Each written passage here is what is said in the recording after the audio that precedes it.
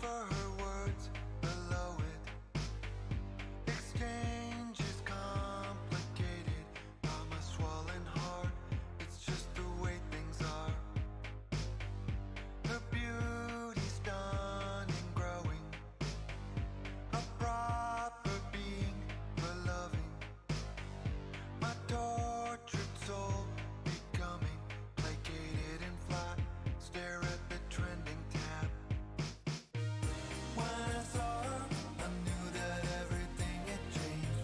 Flood of emotion, my heart beat in new ways. Notifications, I'm humbled, I'll seek her there. If not today, tomorrow for sure, yeah. If you hit like, I'll smile. If you hit sad, I'll cry. But if you reply, I'll come and stay with you there tonight and hold you tight. The power of her posting, her hand I wish I was holding. The passion sudden consuming, she became the way, the steps that I would take.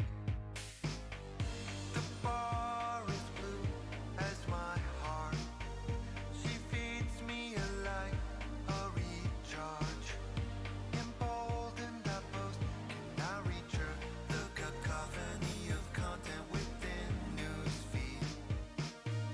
When I saw her, I knew that everything had changed. Flood of emotion, my heart beat in new ways. Notifications, I'm humbled, I'll seek her there. If not today, tomorrow for sure, yeah. If you hit like, I'll smile. If you hit sad, I'll cry. But if you reply, I'll come and stay with you there tonight and hold you tight. If you high, I'll laugh. If you hit wow, I'll wow. But if you reply, I'll be right there with you by your side till the morning light.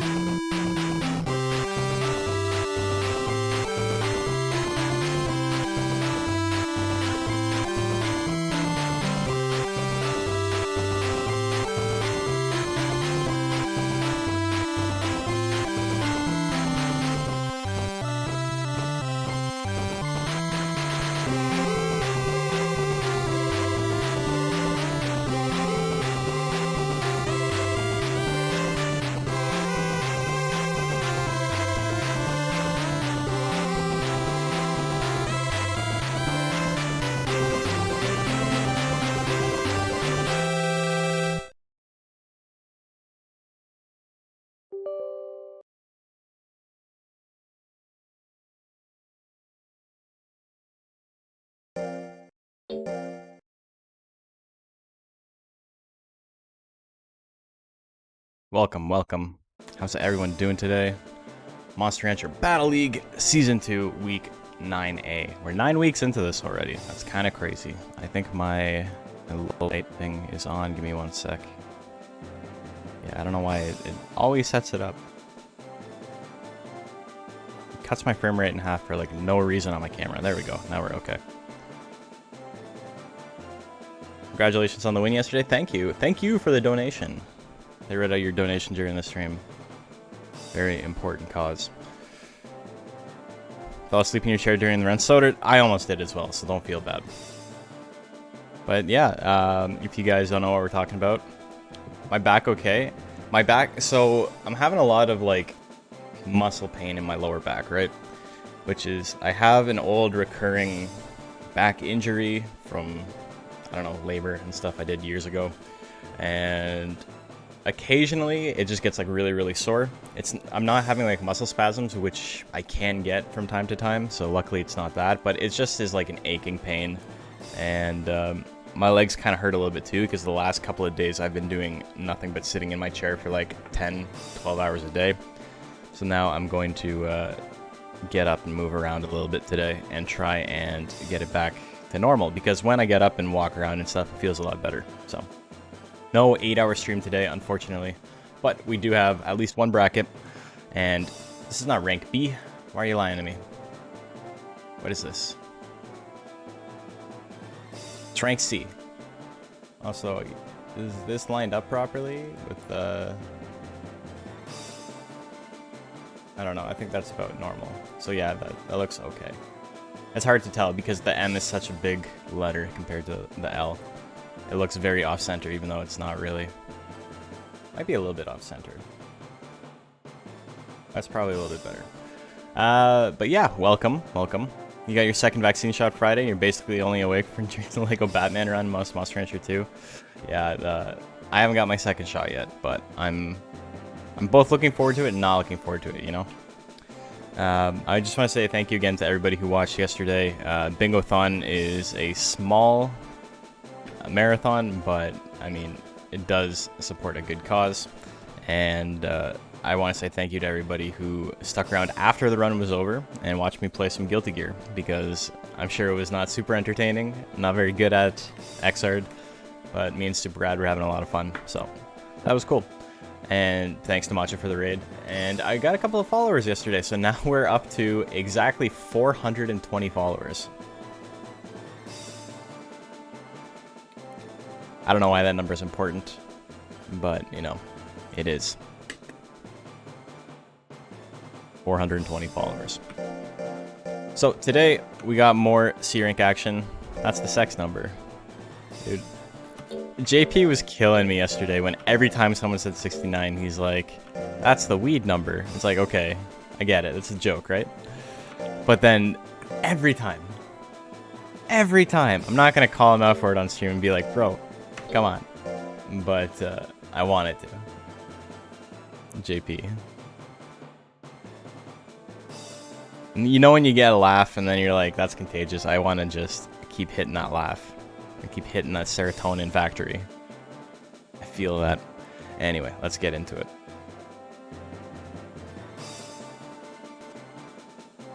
Channel point animations and stuff should work because I set it up already. Had you on the TV in the background while you're just playing Minecraft? Nice. Oh yeah, because you were streaming Minecraft yesterday, right? And you raided after.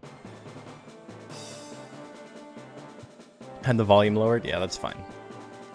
Dude, I was dying every time that guy said poggers. He was so into it. I'm a big fan of anybody who hosts those kind of streams because it's really hard. It's really difficult to like stay motivated. So, Godspeed to him. Bless his heart.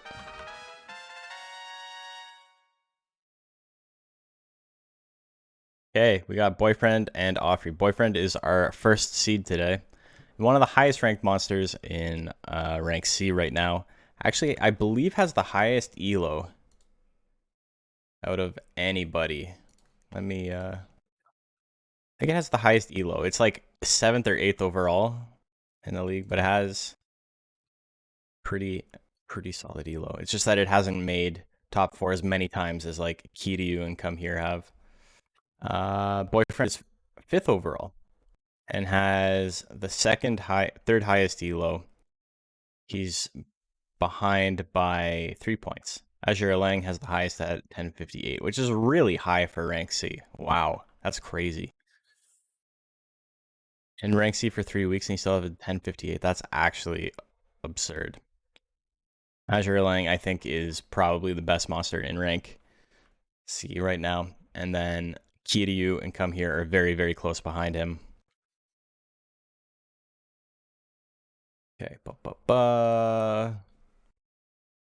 Prediction dead. Prediction's dead. Everybody voting for boyfriend. Probably the safe bet. First match of week 9A going on with Ghost Rush misses at 70%.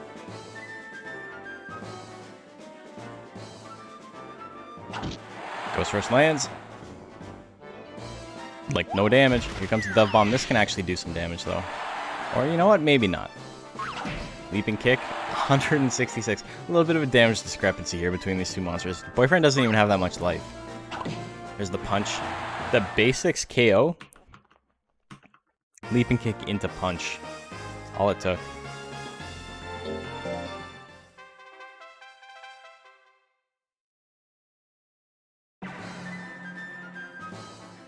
Okay, game 2. Another Leaping Kick. No crit this time. Dove Bomb. Misses the Dove Bomb. And goes straight for the Toy Hammer. He's trying it. Ooh, punch lands. Gets power. It's not over yet. Power Dove Bomb. This could be big. 70% chance to hit. And it misses. Oh no. Oh no. Another Dove Bomb though. He still has power. 233 on the crit just like that. Offrey still has power. Very close to 45 guts. This is the longest power proc I think I've ever seen. He's not going to kill with those basics. Oh, Meow going to do some withering. I don't know how much that matters against Ghost. Magic Cards will still win this here. 78%. Goes for another Dove Bomb at 72. It lands. That's going to be a KO. Offrey. Offrey with the KO. Needed a crit power Dove Bomb, but, you know, he was built that way. Macho Cheese and someone else with very tiny bets on Offrey. Just playing the odds.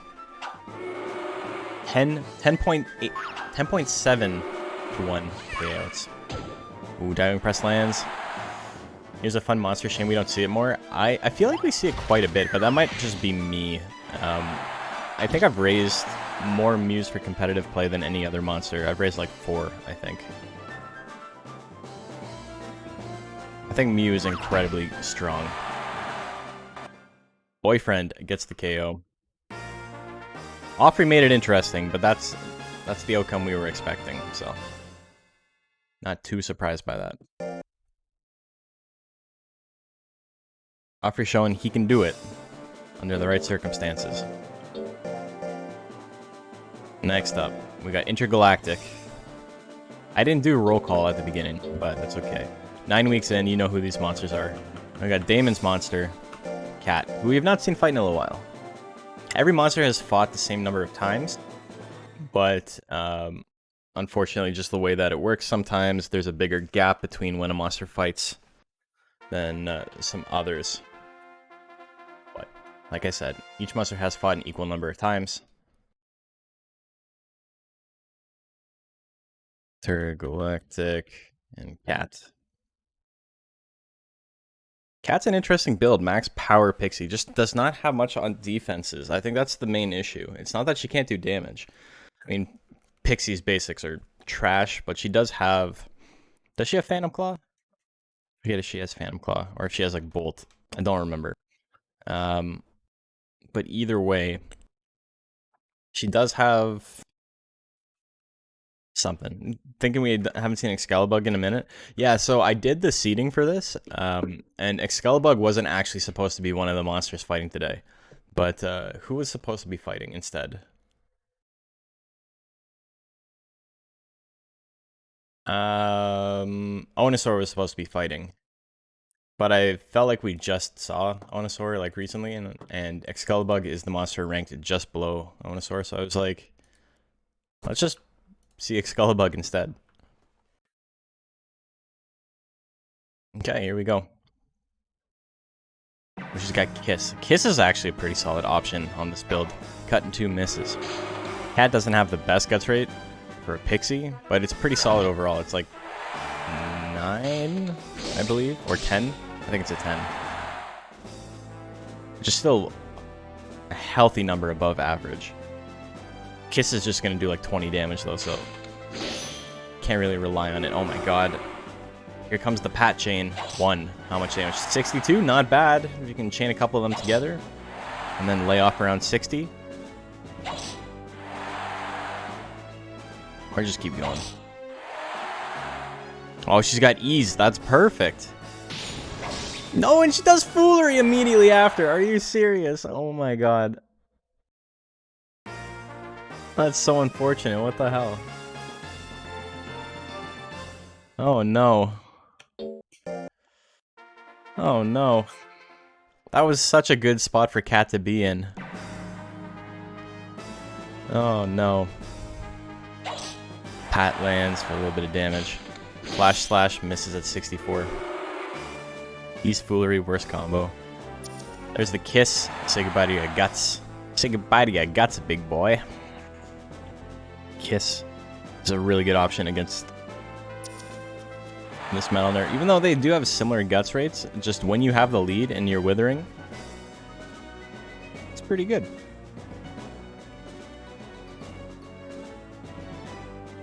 Foolery again. Oh, that's right. Doesn't Cat have like 70 loyalty or something? Ooh, 100 damage. Now's not the time to use Kiss. Now's the time to use High Kick. There you go. 131. Not bad. Not bad. Another Kiss. It misses at 83. Oh no, that's going to be terrible. Here comes the Flash Slash. Or Rush Slash. Something. Hits the Rush Slash at 0. Not enough to KO. If Cat had hit that Kiss, I don't think it would have stopped Intergalactic from being able to attack. I think he still would have had enough guts by the end. Very, very close, but... he had like, what, 56 after the dash slash? So if he got hit by the Kiss, it would have been like minus 30. You know what, maybe he would have been at like 36. Which isn't great. But anyway, we got more Pixie action.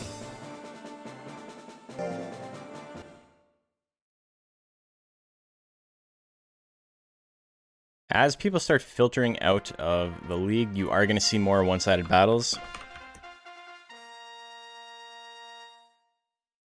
That's just kind of how it works. The monsters that have been unfortunate but are like powerful, so stuff like Excalibur and Boyfriend and Kiryu and Come Here, like all strong monsters that have just had maybe not the best luck, are still like significantly stronger than a lot of other monsters in the league right now, in rank C anyway. And so we're going to start seeing some one-sided matches. Betting's going to be a little bit easier from this point on. This, like last week was about the break point. And still, like, anything can happen, right? It's just, you got to weigh your odds. Who do you think is going to win versus do you think the underdog actually has a shot, you know? That Offrey one was pretty fun. It's pretty close. This one's a little bit more harder to call, I think, than the last two were. Cat had a really good shot, and Offrey won one game, but I don't think Offrey was the favorite in that by any means. Gigaflame at 26%. God damn, if it hits, though. Imagine if it hits, just... Mwah. Pat, 17 damage. Goes for another Pat. Oh, we got the double Pat. It misses, though. I wonder if he's going to get Death Final with Aswang. Horn Strike at 44, that misses. Horn Strike at 105. 39% hits it again, though. Oh, here come the kicks. Pushes her back. Another Horn Strike. Hits at 39 again. Oh my god. Okay, so Aswang at 99 guts. Not the best move to be using at 99 guts. Excalibur will not let her back up, though. Or, sorry, Excalibur will not back up. Not allow Aswang to build any space. Now, Aswang's walking forward. I don't know. You had a shot, kid. You had a shot. It would be nice if the AI prioritized like walking backwards versus walking forwards, depending on the type of monster. But that's... I feel like that wouldn't be super hard to prioritize or like implement in AI. But they had to do so many other things, so it makes sense that they just kind of did a one-size-fits-all.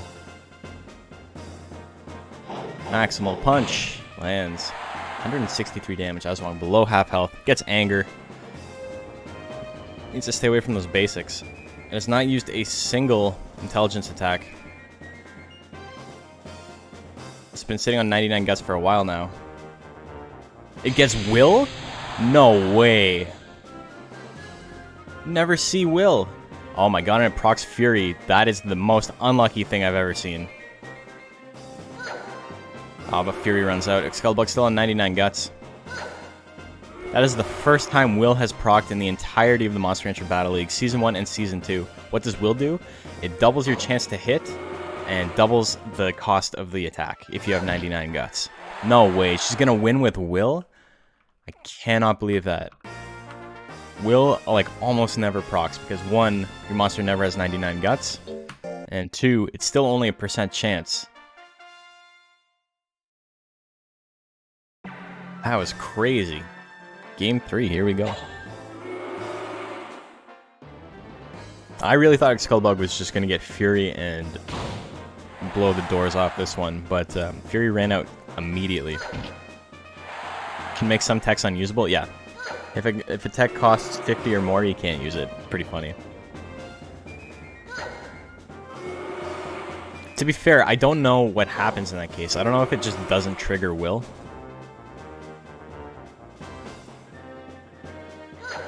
That's the thing we'd have to test. I don't know if it's in the battle sequencing that Smiling Faces was working on.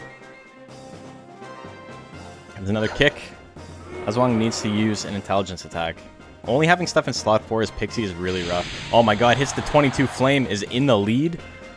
Excalibur with a massive guts lead though. Who's gonna go first? Here comes Hornstrike at 47. So, you know what, you made it close. Death Final? I mean, you wouldn't...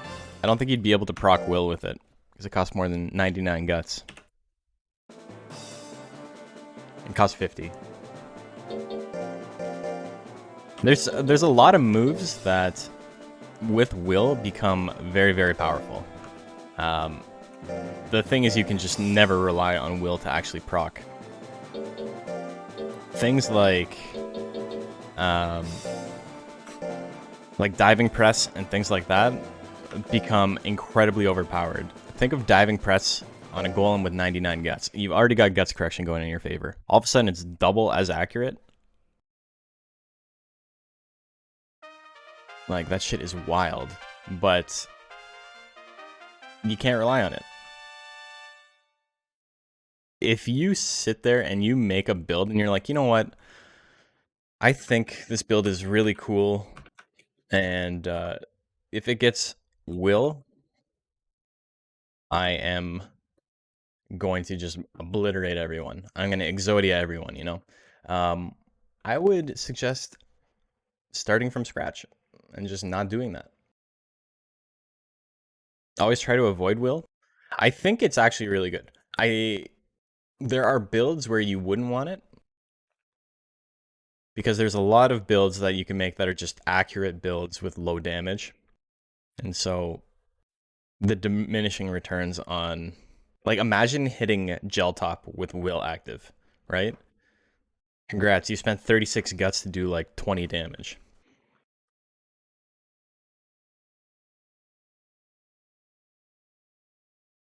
Got King Dodongo, you got Santana too. Fun monsters.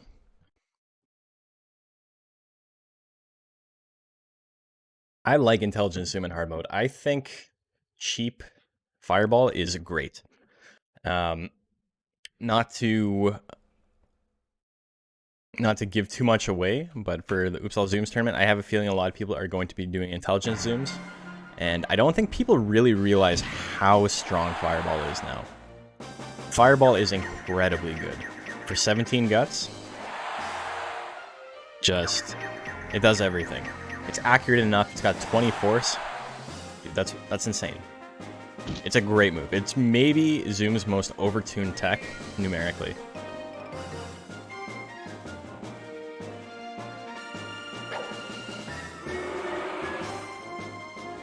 It's on your Centaur since it's inherent on Centaur, but I haven't messed with it outside of that. It's double your accuracy for double your cost. There's not a whole lot going on there. Like I said, how many hours? There's like something like 300 plus hours of Monster Rancher Battle League footage. Literally nobody has ever procced Will in a tournament. How many people are in the Zoom's tourney? I think we're up to like 22 right now. There's a lot. Oh, the light bullet. King Dodongo getting withered down.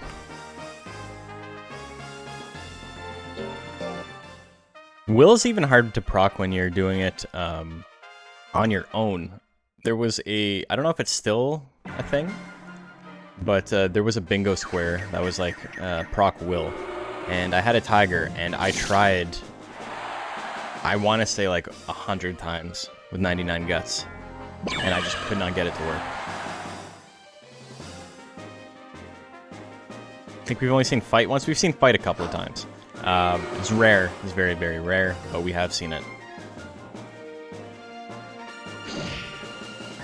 Hail doing a tiny bit of damage. King Dodongo needs to use that fireball. Hypnotism on is kind of like a necessary evil on this build, right? Because like it's not a good tech. Ooh, it's really not good on a monster with King Dodongo's guts rate. But you want to try and cover up tail with something that's usable. Another fireball at 76, it misses. Oh no, Santana gets the light bullet at the end just to be a jerk. And that's going to be it. 2-0 for Santana.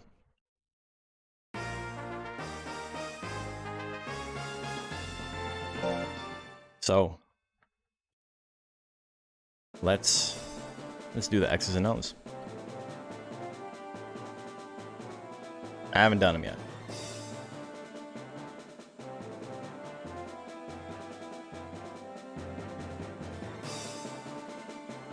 Okay, so we have... What do we got?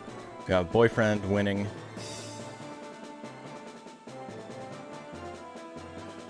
We got Intergalactic winning. We got Excalibug winning. That one was close. And we've got Santana 2 winning.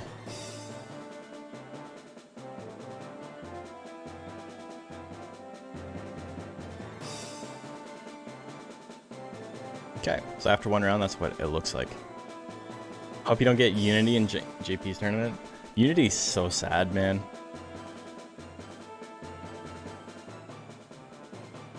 Unity is like exceptionally difficult to proc in the first place, and then it just hurts you for no reason.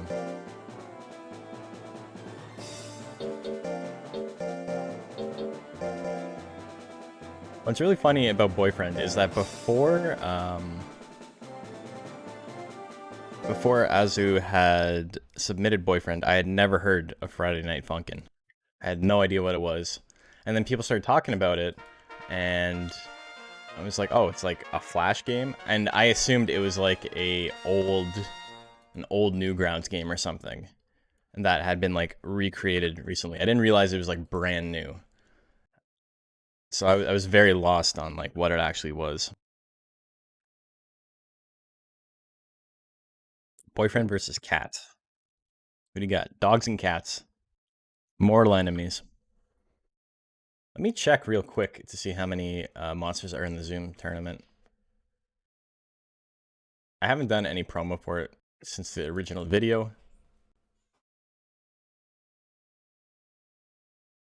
Yeah, we got 20, 21. I'm gonna repost in like, what do you call it? In like the Facebook groups and in the Reddit and stuff like that. Almost done with Phantom Racer? Nice. I haven't started. I'm not sure what I want to do at all.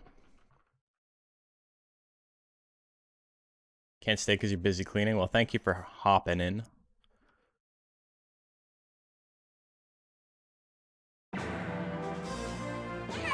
Diving press at 59 lands. We got so many low life monsters in this tournament.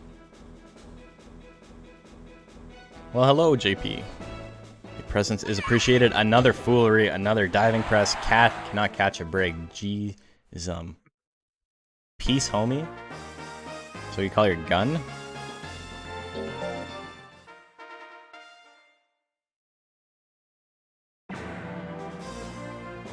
JP, you got second yesterday, right? You actually finished under estimate?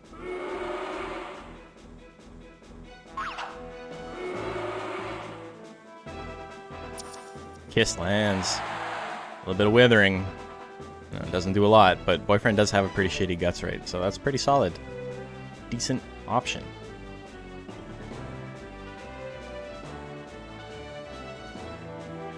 How likely is foolery at 70 loyalty? Seems to be happening a lot. I know. I'm going to check with the advanced viewer once Kat is on the player 1 side. So when her and Offrey have to fight. And we'll see for sure. Because I think that's next round.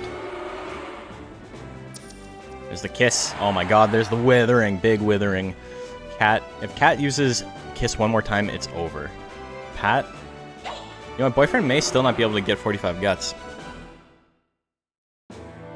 Little smooches. So we got game 3.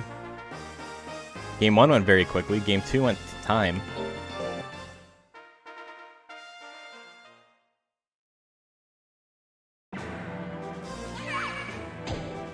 Diving press lands. So Cat's actually got to do damage this time. High kick's the move to do that. Looks like it's sticking to high kick. Oh, foolery again? Are you serious? Bro, this is insane. Always check your monster's loyalty before you send them to a tournament. Oh boy. Oh my god, twice in a row? 3 times. Yo, are you serious? Does it have like 20 loyalty? I thought it had like 70, but it definitely has really, really low loyalty. Wow. This is like less than 50% loyalty, for sure.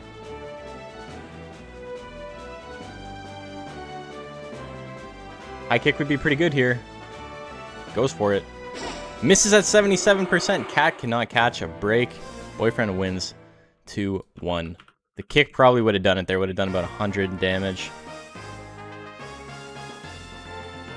And would have won Cat the set. To be fair, though, there's 2 other times she had a chance to attack with high kick and did foolery, so... I don't know. I don't know how much of that is luck, you know? Oh, wrong monster. Okay, so that's 1. Made the mistake once.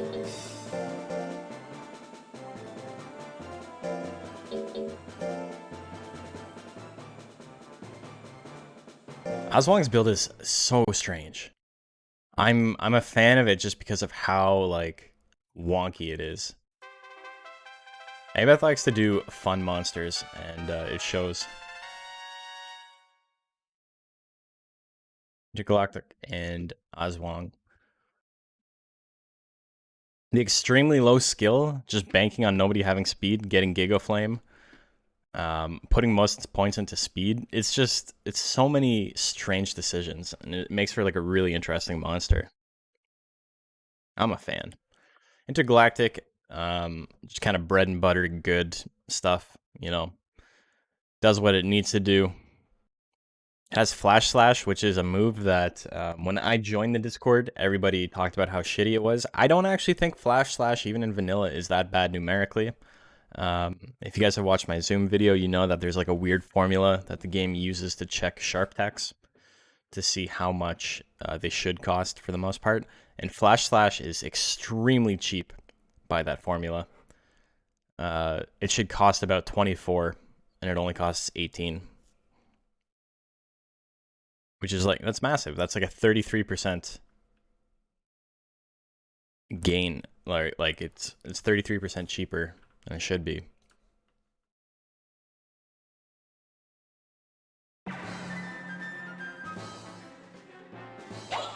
Still not great, but I mean, it's much better than a lot of other sharp techs. Cut into misses. Jumping stab. Goes for it. Hits at 51. How much damage are you looking at? 187. It's like a sharp basic. I mean, it's a little bit too expensive to consider it a basic. It has 18 force, which is wild. It almost has C force, which is a thing that a lot of people don't realize. Cut into misses.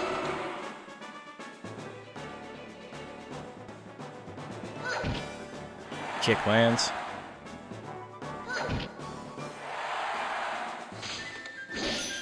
Oh, there's the flash slash. Misses though. 2 in a row. Second one hits. 118. Hey, Grits.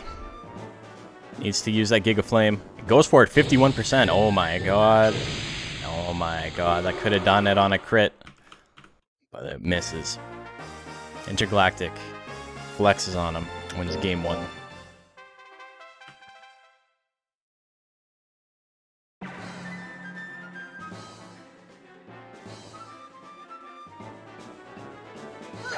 Kick misses.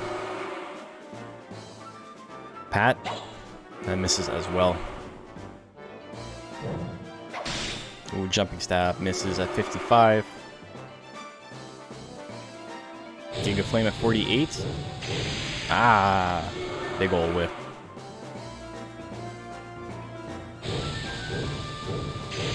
Misses again. Damn, that's probably game over. Cut in 2 at 51. That misses. Intergalactic has a huge guts lead. It's just gonna keep swinging. Hits the second time. 130 damage. Cut in 2 is pretty powerful too. It's just very inaccurate for a basic deck. 200 damage on the crit. Look at that.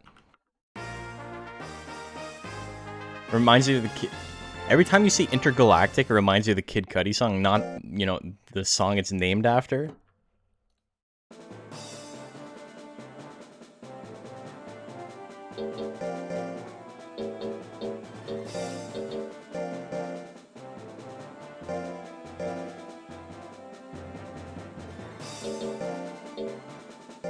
Yeah, it's... I'm like 99% sure it's a Beastie Boys reference. Does Kid Cudi have a song called Intergalactic that's like spelled like that? Because if that is, then maybe that's correct. Where's Tix? Downtempo's not in the chat. Can't answer us. I don't actually know a lot of Kid Cudi. I've liked what I have heard, but like, I'm not like a super fan or anything, right? Like, I don't know most of his music. Intergalactic? No, I definitely think it's the Beastie Boys reference then.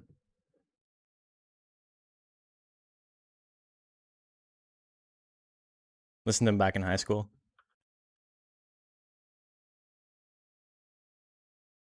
Yeah, like I don't think I've heard anything by him that I'm like, wow, this is bad. Like, I've enjoyed what I've heard.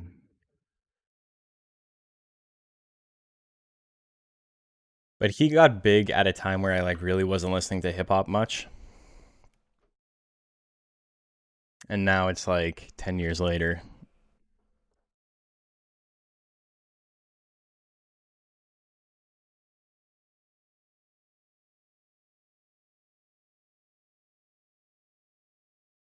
Okay, 10 seconds left. Get your bets in. Who do you like? Very, very low bets on this one. Nobody interested in this one. You got 20 on one side, you got 10 on the other side.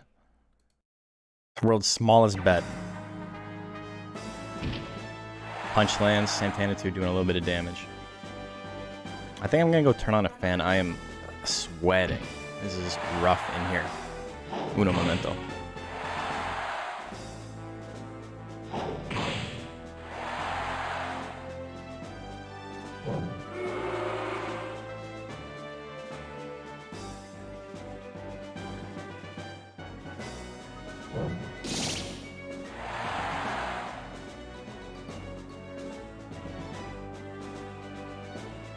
There we go. And nobody died yet. Maximal punch misses. Goes for it again. 80%, that whiffs as well. Ooh, the sting missed. Damn, no one can land anything. Comes a punch that misses again. Damn. Rotary punch at 79, and that's going to end it. I don't think Santana... Oh, Santana gets power, but not enough guts. Cuddy's what got you into hip hop? I've heard that a lot. Definitely heard that from people.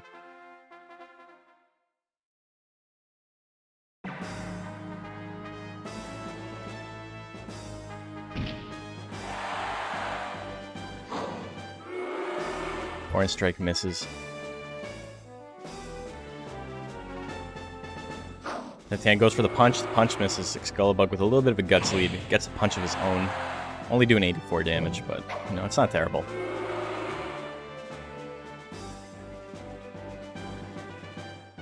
Like, bullet could be pretty big here. Doesn't have the best chance to hit, though. Punch lands a crit 47 damage. Oh my god. I can't believe how many monsters in this tournament just have, like, no life. You gotta peel the white kids for some reason. I mean, that's... Realistically, that's how you make your money, right? Whether or not it's intentional.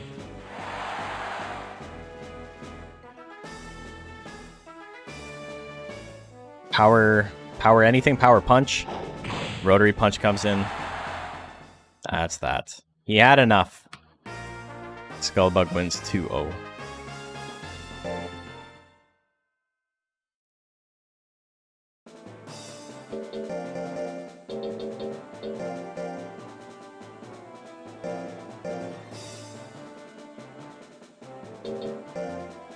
And stoners, yeah. It's so funny. I'm not like super well versed on hip hop, right? Like I know hip hop history for quite a to a competent degree, I would say. I'm not like a scholar or anything. I like love 90s hip hop, and that's like what I listen to for the most. And then I don't know, out of like new stuff, I'm not sure. I'm not very well versed in like modern hip hop.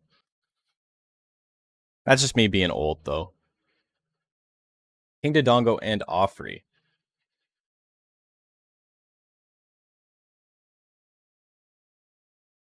Who do you like? You like the ghost? You like the dragon? Dragon.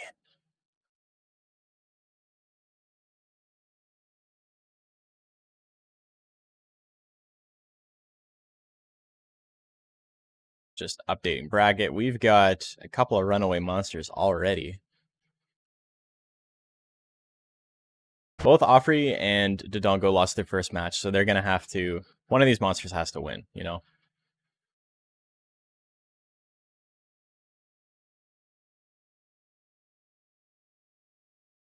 Okay, where are we at on the timer? Okay, here we go. We're good to go. Really big into Kanye for a long time. I actually really like a lot of Kanye's music.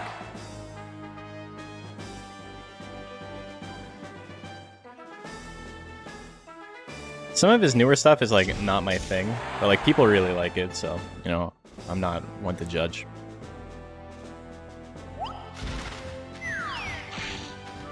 I don't think Kanye's the right music for me anyway. Oh my god. Dove Bomb on the Foolery, 105 damage, gets the anger. He only needs one hit, hits the claw, gets the power KO.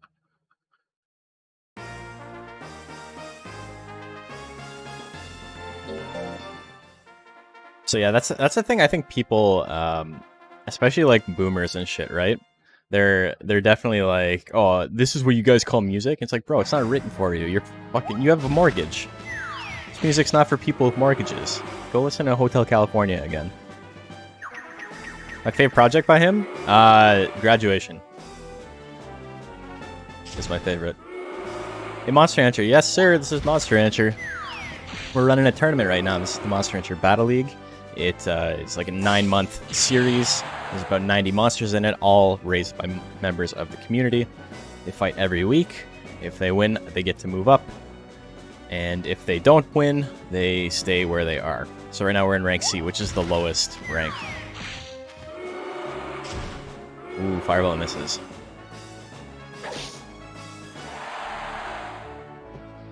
Toy Hammer. King Dodongo is losing this?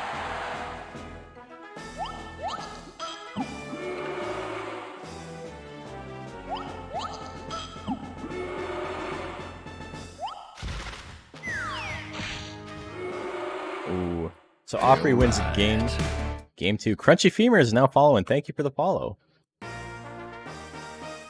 I'm always amazed when somebody hops in and they're like, Monster Rancher. It's like, yeah, were you just looking for Monster Rancher? Because like nobody streams this shit. I'm always struggling finding people to raid after the stream's over. There's not a lot after fantasy that you're too into. I'm kind of the same way. I don't like the new stuff. Some of it is like very strange, right? And I don't really mind the strange stuff, but like there's a difference, right? Where there's a difference between like being strange and like being listenable and just like being kind of goofy.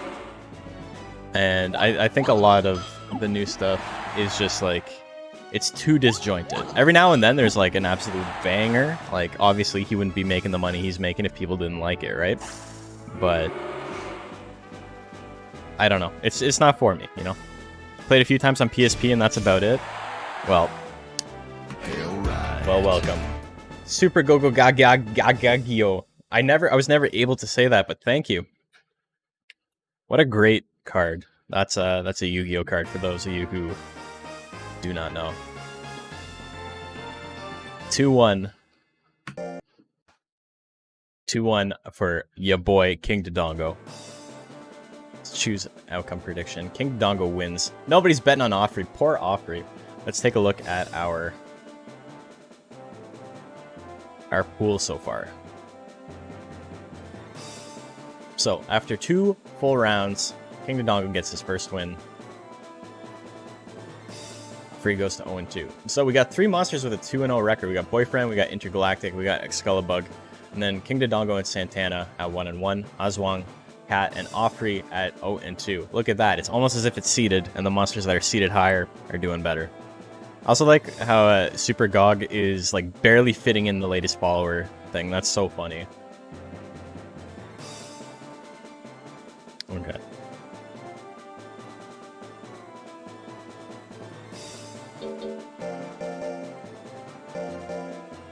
Boyfriend and Aswang up next. Boyfriend just beat the last Pixie, can't beat another one. So yeah, if you guys are new to the channel, welcome.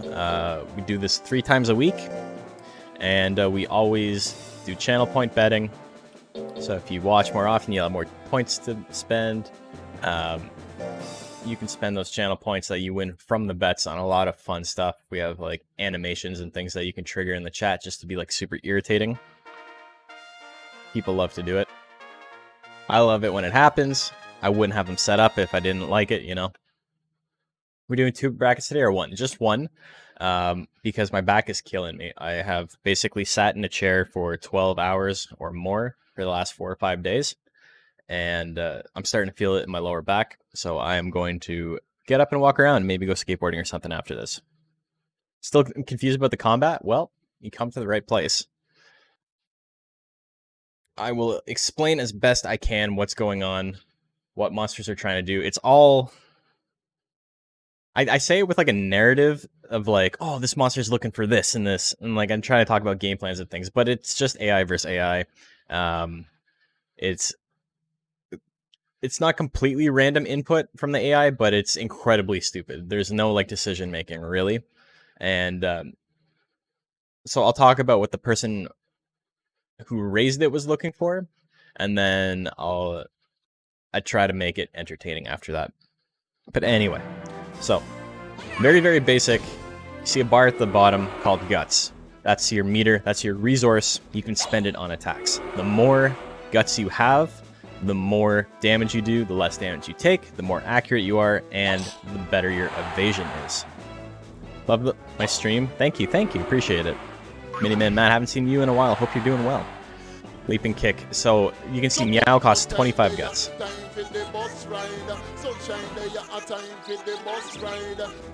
Yeah, so that's one of the things that you can spend points on. Pat costs 9 guts. If she stops attacking for a second, you'd be able to see there's a 9 above the 66%. Yeah, maybe not. But see, Meow's got 25. Meow has 71% chance to hit. Every attack has its own accuracy rating. Some excel at being accurate. Some are less accurate, more risky, but they do a lot of damage. So that's the basic rundown. Boyfriend wins game 1. Thank you. I think the last time I did a triple bingo, I was like 3 hours and 1 minute, so I kind of crushed my old record. Diving press hits at 44%. Oswong's in a little bit of trouble. Gigaflame is Oswong's big tech. It has these crappy techs up front that it doesn't want to use, but I mean, in theory, it doesn't want to use, right? Like, the AI is terrible. It's just going to use whatever the hell it wants. But if it was not computer controlled, these basic techs Oswong has at the front would never be used. He wants to move back into that far range and use Flame and Gigaflame as often as possible. Gets Anger, which is a battle special that procs when they get Withered. Withered is when an attack lowers your opponent's guts. And what that does is it boosts your guts production by 50%, but it does also make you a little bit easier to hit. Oswong needs to back up. She's almost got max guts. Flame or Gigaflame would both be huge here. Oh my god. She's not going to do anything. So, luck plays a big part in these battles. You can build the best monster in the world and still just like accidentally like have your monster just do the worst option at any given time. And you can also have 99% chance to hit and miss every time. Nothing is ever 100. There's always a chance to miss. There's always a chance to hit. But despite all this goofy RNG bullshit, a lot of people take this game very seriously in a competitive sense. There's no money on the line or anything like that, but outside of that, people like actually care. They put a lot of effort and time into these monsters. And so it can be heartbreaking sometimes when your monster just plays like an absolute moron and you lose because of it. But it's part of the game. You knew what you were getting into when you signed up.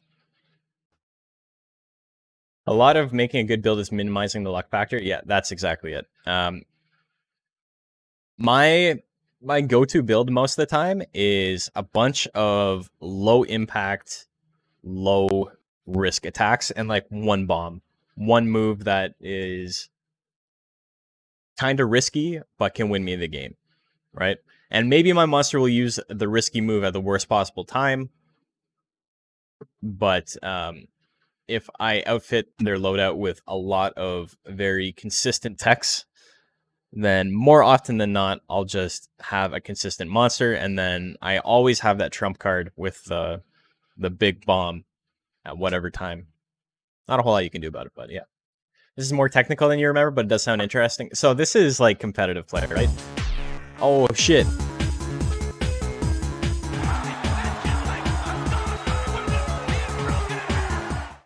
Hell yeah. This is like the difference between knowing how to do a fireball in Street Fighter and like knowing touch of death combos, right? Like it's significantly different. It's basically playing the game a different way. Casual play in this game is still a lot of fun. I love watching casual streams. I never like backseat. I'm never like, oh, actually, you're playing this wrong. You're not getting maximum gains, bro. Like, I love watching people play this game casually because it's so different. It's a completely different experience. And once you know how to play competitively and like what makes a monster good and this and that, it's very, very hard to go back to playing casually. Not so much that you'll see it as beneath you or anything like that, but more so it's like the curse of knowledge. Like, you know the right way to do things. So to play casually is like doing things wrong on purpose. And it's really, really hard to do things wrong on purpose in a sim game, right? Like, you need to go out of your way to do things like that. Intergalactic gets the win, gets the KO with 3 seconds left on the clock.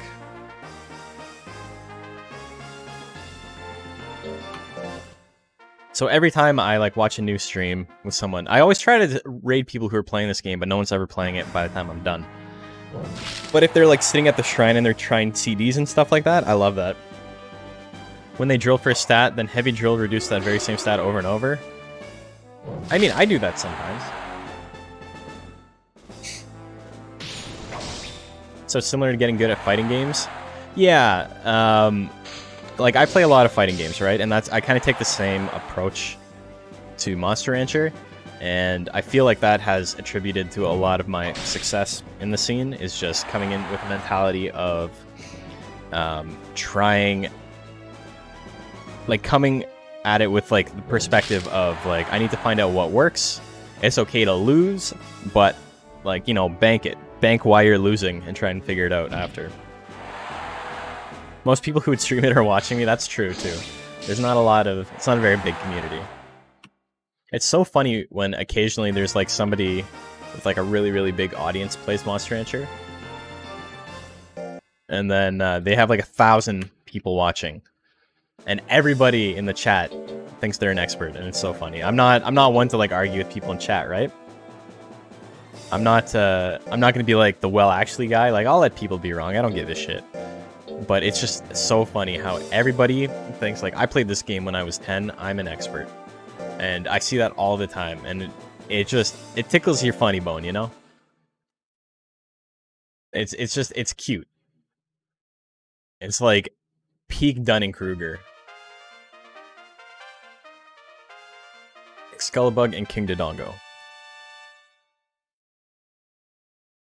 We should get Ninja to play it. Bro, I wonder if his braless wife will come in and give him a sandwich while it's happening. That's the boost the Monster Rancher community needs. There was that dark week in the Discord when everyone kept posting the VTuber nonstop. Yeah, Pecora or whatever her name is. And what? Did you not see the tweet?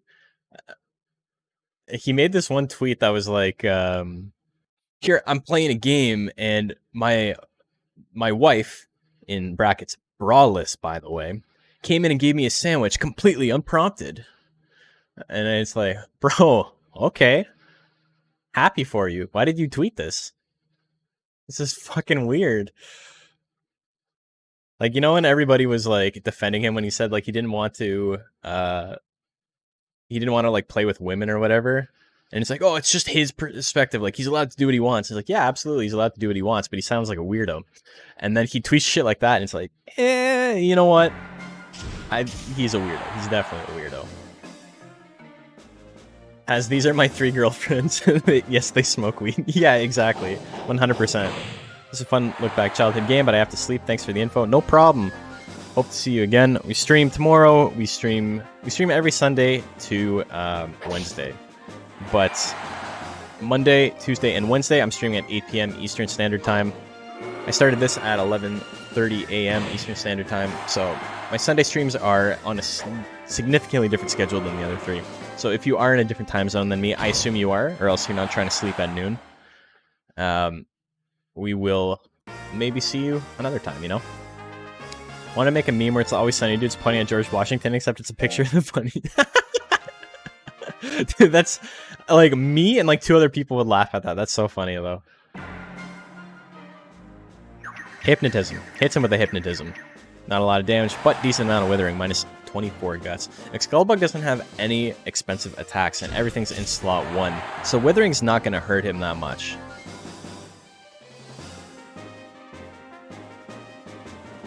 I think I blocked memory of the bunny VTuber. I don't actually have anything against VTubers, right? It's not really my bag, but I have no problem with people like who enjoy watching it, right? Some of them are like, I've watched clips and it's like, yeah, like it's not my thing, but I can see why people like this, right?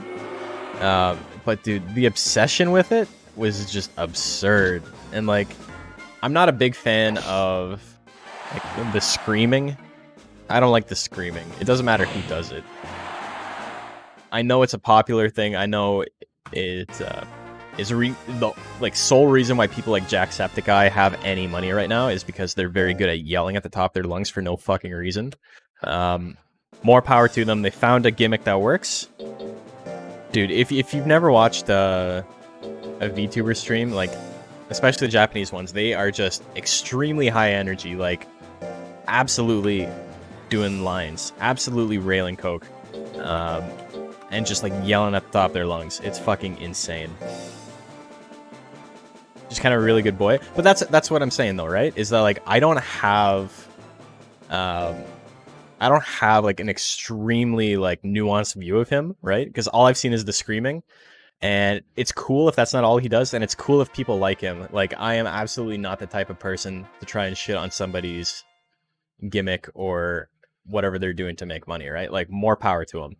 But it's just, that's enough to be off-putting for me. I don't know if I'm on the spectrum or some shit, but like, it fucks with my head so badly when I hear that. Like, it just like, I shut down mentally. I can't handle it at all. I'm overstimulated, you know? Okay, so we're gonna check Cat. Cat has 52 loyalty. Wow, okay. So I have a friend, Serena Penguina, who is a VTuber. She's a smaller VTuber, but she's doing pretty well for herself. She's got a couple thousand followers. And she's very laid back. And I think it's because I'm friends with her that like I'm especially open to it. But I didn't wait until the bet was over, but that's fine. Everybody's gonna bet on Cat anyway. Cat's specialty is foolery. That's her secret attack.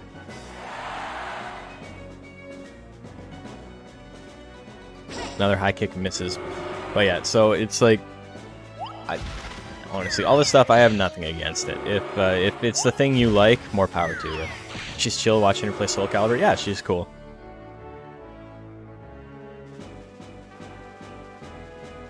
We've raided her a couple of times. She's raided us a couple of times. I know her from the Smash community in Toronto. Toy Hammer hits twice in a row, but it's not going to do any damage. Cat wins. Game numero uno goes to the kitty.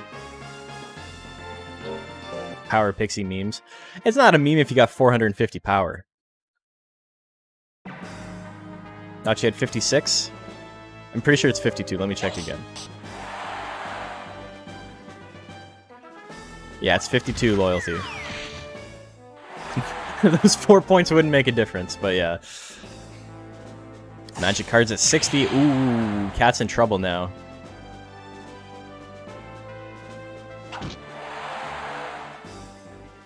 Oh my god, Bio, I just saw your comment. Ninja acts like an incel who won a trophy wife via playing Fortnite. Of course, he's weird. Yeah, he's a strange dude. The thing that I think is really funny about talking about these people is that people think that you can't talk about them with, like, if you're ever talking about them, you're hating on them, right? And, like, I don't hate Ninja. I think he's a strange dude who doesn't make content that I enjoy, right? But that's where it ends. I'm not super... I don't think about him ever beyond that. Hell right. Genkiyama is now following. Thank you for the follow. Seen a lot of March and Mochis lately. Offrey gets game number 2. Usually tune out if there's an overabundance of swearing. For me personally, swearing is more of a turnoff than high energy. Doesn't bother you. Bro, how do you watch my stream? I cannot... It's like a tick. Like, I can't stop swearing. I'm a sailor. That's just part of working in AV, and like everybody swears like a sailor. You get used to it. I don't swear a lot. I do, though. Maybe not so much on stream. I try to reel it in. But I do swear a lot. Oh my god, the double dove bomb. The double-decker dove bomb. Offrey with the quick game 3. Goddamn. Happy to see people playing Monster Rancher. 3 days a week, my friend. We're playing Monster Rancher. 3 days a week minimum. Anyway, Offrey wins that one. Y'all lost money. Sucks to suck. Let's take a look at the bracket. So I got to make more X's and O's. I've been really off my game with having this ready, so I have like a seamless transition and everything's ready to go.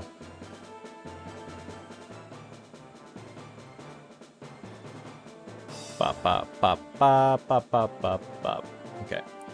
So, Boyfriend at 3-0, doing well. Oswong has not won a game. Look at this bottom half of the bracket. It's so sad. Intergalactic gets the win, I do believe. Let me check. Yeah, it was 3 2-0s, and then a 2-1 at the end there. Skullabug. If... One sec. Free wins this one. If these two are the only thing stopping us from a perfect bracket, I'm going to be so upset. Look at this. Look at how perfect it is so far. Wish they would port Monster Rancher to the Switch. Yeah, so Monster Farm 2 is ported to the Switch. That's the Japanese version.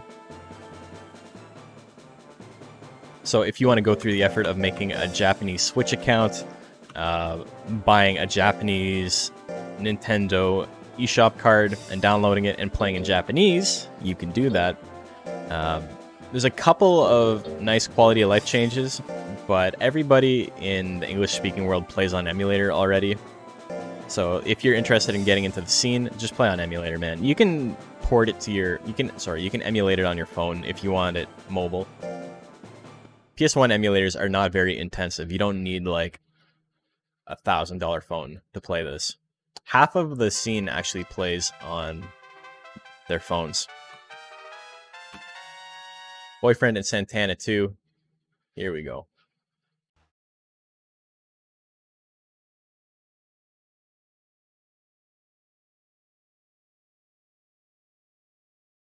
They made some like really like funny quality of life changes. Like for example, you can buy in bulk at the store now, which is like, thank God. But there's other issues where because it's a port of Monster Farm 2 and not Monster Rancher 2, Monster Farm 2 has a lot of quirks that make the game a lot more difficult for no reason.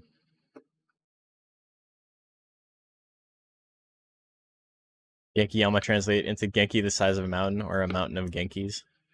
Just mountain energy, brother. It's what we call Baja Blast.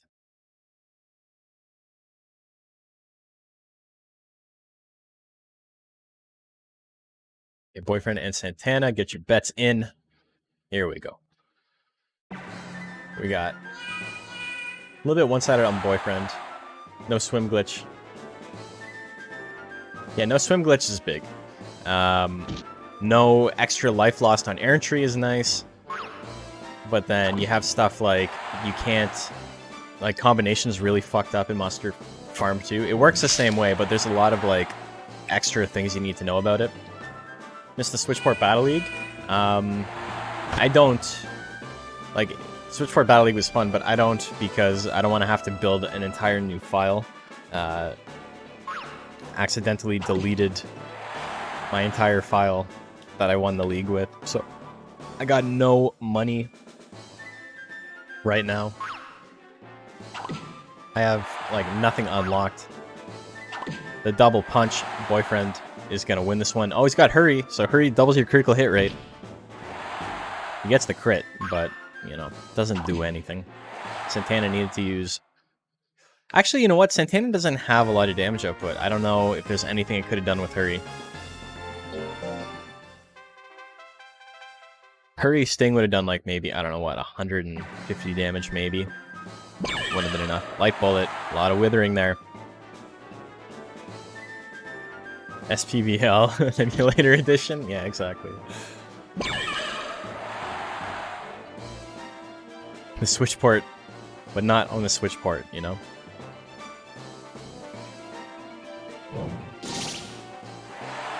Sting lands, 63 damage, another Meow. There goes all Santana's guts. Both these monsters do a ton of withering, despite neither of them having a very good guts rate. Pretty funny. Pretty funny stuff. Leap and Kick lands, 121 damage on the crit. Santana's still in the lead by a little bit, though. Boyfriend does have the guts lead. Unironically, chaining Meows together here is actually a really good play. Ooh, Light Bullet lands. Santana's still in the lead again. Easy to forget, Mews have a slow guts rate. Yeah, it's got a 15, so it's the same as Hair. Boyfriend ends at 44. 46.1% to 46.7%. You caps out at 12. I think my Mew is 12, yeah.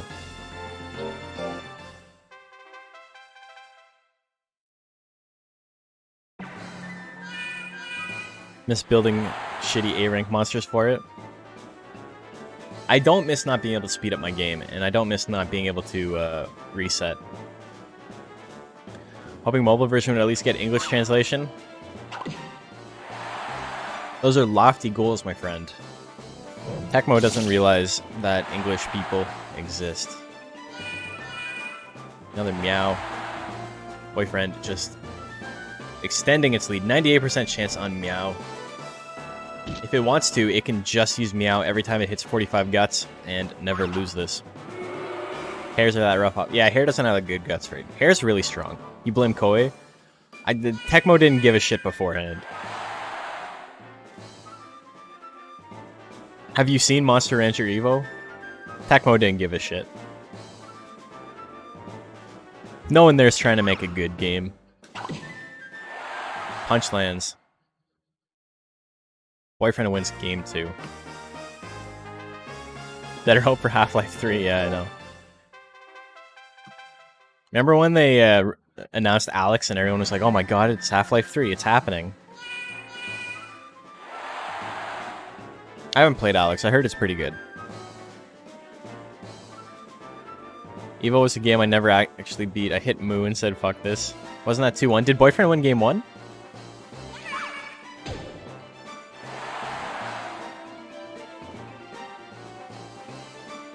I thought Santana won game 1. No, you're right. It is 2-1. Yeah, you're right. 100%.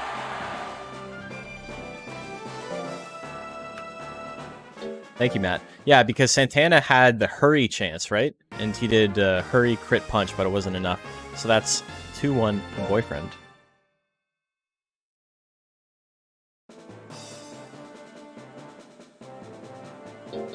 Thank you, Matt. The battles were taking so long that I lost track. Intergalactic.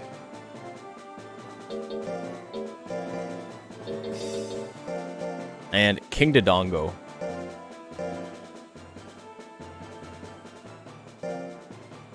Up next. Okay, so Boyfriend wins that one.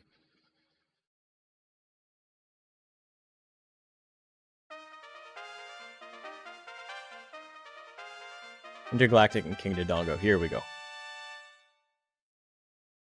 So, predictions live. Make your bets. Yeah, Evo was like, someone bringing bad info about what people want into the devs.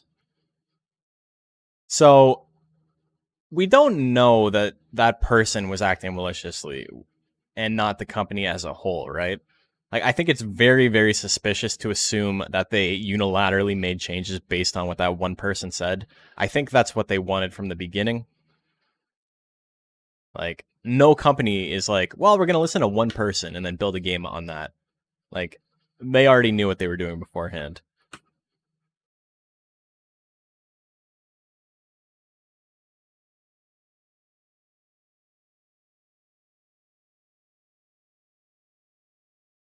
I know about the conversation Lisa Shock had with the one dev game designer talking about it, but that one game designer was not the one making the decisions.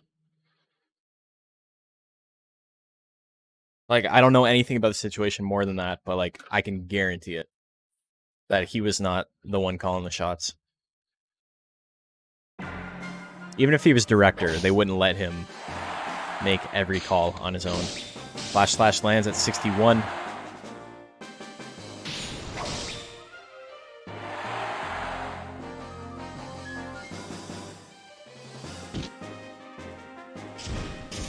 Fireball lands. It's gonna need to land a lot of fireballs, though. Hypnotism wouldn't be bad either. 72% chance to hit. Lands. Say goodbye to your guts, kid. Minus 22. Oh, it gives him anger. Just worst case scenario. Into the Flash Slash. That's it. Intergalactic wins game 1.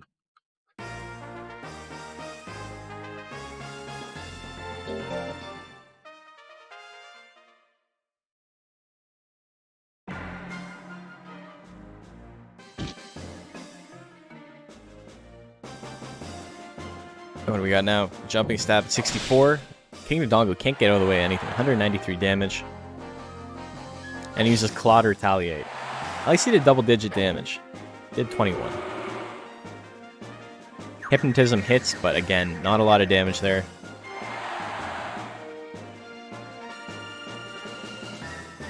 Cut in 2 at 58. Lands.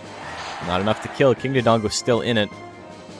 But he keeps using those power attacks, which is not going to win him the game. Jumping stab at 66. Dude, he cannot get out of the way of anything. 310 damage. That would have been enough to kill him from full health. 2-0 for Intergalactic.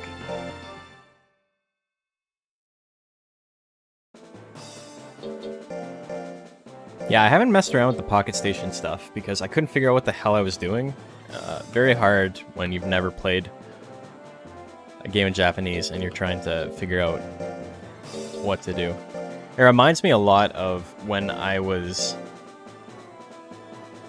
younger and I had the Virtual Boy Advance emulator, and my friend sent me a disc with like every single game for Game Boy Advance that had been dumped at that point. So it was like 400 and something games or something, like just like an absurd number of games. And most of them are in Japanese. So I played a ton of games in Japanese only, and it's just a lot of trial and error and trying to figure out what works and what doesn't. I remember one thing was I found this Pokemon type game, like a monster catching game, except everybody is robots. All the monsters are robots, and they are one of 3 different colors. There's red, there's blue, there's green.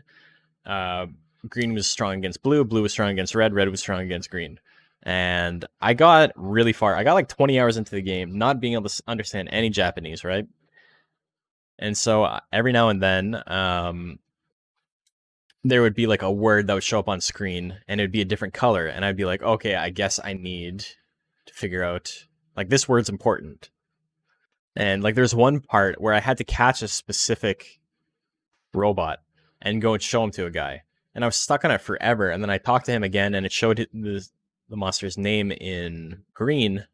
And then as I was walking around later, I saw a monster robot thing with that exact same name, and I was like, oh, it's got to be this thing. I gotta catch this. And so, like, I mean, you do problem solving, you figure it out, but I could not figure out how to get the Pocket Station to work. So maybe now that it's translated, I can mess around with it a little bit.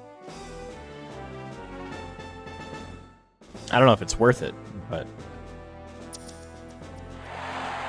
Kiss to minus 36 guts. Cat off to a good start.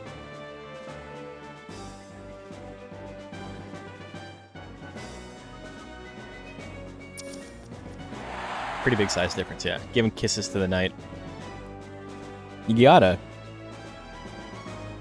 Literal knight in shining armor. Actually, the armor's a little bit rusty, but knight in rusty armor. Another kiss. Oh my god, bro, he is getting locked out. I think Cat is a child now. I don't... Is it? Yeah, maybe. Based on that height, it's very possible. Oh my god, are you serious? It's just withered. Locked out. Cat wins. Skullbug doesn't land a hit. Cat wins game 1. Fiona and Shrek. Shrek's had enough of this shit.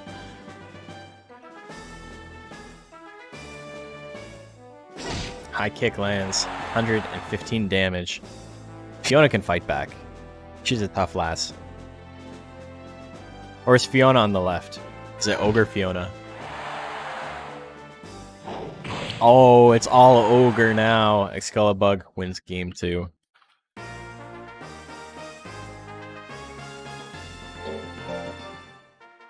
Game 3.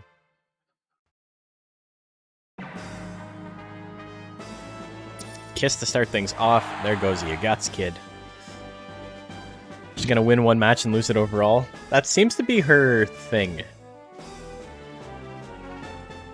She's won... She's 0-3 right now, but in 2 of the matches, she's won 1 game. Another kick. Her versus her inner demons. Just kissing. Just smooching them. Horn Strike at 60. Big damage. Do we see a second Horn Strike to get the KO? No, we see a Pat. Ooh. Pat misses. Pushes him into kiss range, but... Oh my god. Tongue-tied. Kiss, it misses, and he's got a 70 guts lead. What's he going to do with it? Punch at 69 misses. Kiss not the play here. This is where you high kick. or do nothing. Doing nothing is always an option. It's not a good option when you want to win, but no, it's an option.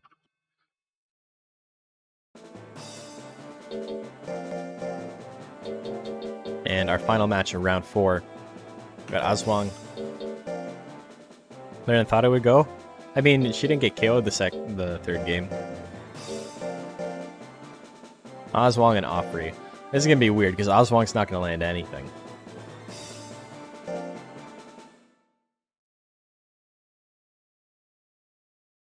She won 1, yeah.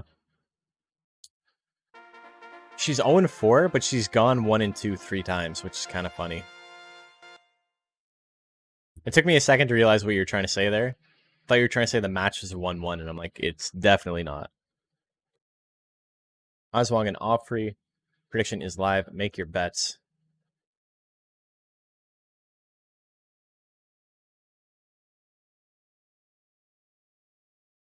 And then get our little X's and O's set up.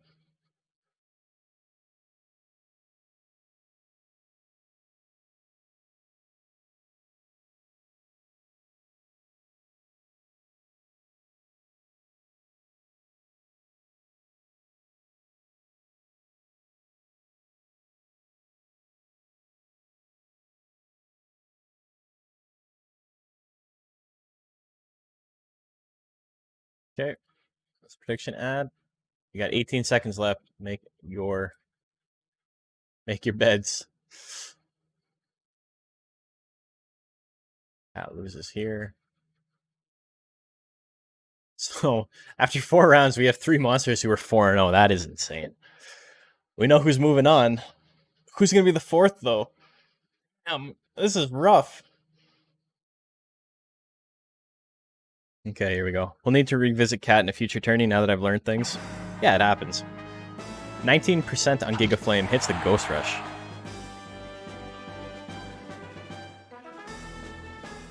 A little bit of damage, but the little bit of damage is important. Giga Flame at 21. That misses, but it looks cool, and sometimes that's more important. Not sure it's even going to be used. Just wait 2 seconds, brother. Angry Kick misses at 41. Kick misses at 39. Both these monsters have a ton of guts. Another Dove Bomb. The double Dove Bomb. The double Dove Bomb again. Magic Cards misses Aswang with 99 guts. It will not have a better chance than right now. This is the Pat. Oh, it has Hurry too. Wow. Ghost Rush doesn't get the KO. Offrey can't get the KO. His life depended on it, but Aswang loses that one. Are we gonna have Offrey in top 4? If he wins this, he's in 4th place overall. Bonkers. Magic Cards. Doing a little bit of damage. Anger. Angry Flame at 24 misses. But look at that Guts regen. Ironically, the power attacks on Aswang are not a bad option here. Very cheap. She can outdamage Offrey in the long run with it, especially with a Guts lead. 50% chance to hit. 29 damage on the crit. 2 in a row. And did Foolery? Foolery into the dodge. Dove Bomb at 35. Offrey for B rank. I don't know about that. I don't know if that's happening, but Flame at 27% misses. Do we see another Flame? Offrey to advance to beat MK Ultra again? Yeah, maybe. Aswang needs something. Pat lands. That's going to be enough. Oh my god, the double Pat. I think that's enough. 73 to 66.6. 666. Oh no. Oh no, he's been cursed. He's got the evil mark. The ghost is the product of an evil hare who was raised cruelly and then died. All that fun stuff. Kick at 38. Lands. Kicks him right in the bottom of the ghost. That must be cops because these pixies don't trust you. Yeah. Narc trainers, bro. Magic cards misses. Pat.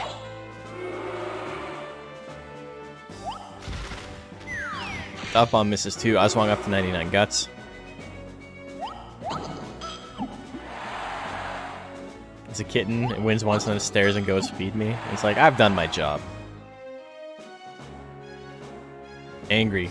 We see Angry Flame. Oh, magic cards landing.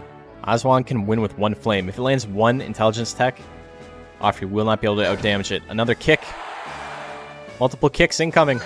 Misses that one. Dove Bomb at 37, gonna run down the clock. Lands. Offrey with the 2-1. Offrey is in 4th place. What is happening in this bracket? So Offrey's beat both the Pixies. Which is pretty funny because statistically Ghost is just like Pixie but worse. His techs are a little bit better. Oh, dude, look at this. We got 3 monsters with perfect records, and then we got Offrey in 4th place. This is wild. The monsters that are doing the best are going to have to fight each other soon. Intergalactic and Excalibur will fight this round. Boyfriend has to fight King Dodongo. And then some of these monsters are going to have to fight the weaker ones. Santana 2 has only fought the stronger monsters, so maybe Santana 2 can bring it back after going 1 and 3. We'll see. So next up, we got Boyfriend and King Dodongo.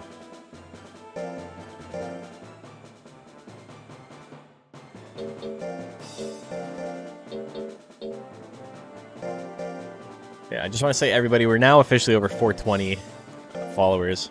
So that's a nice milestone to break.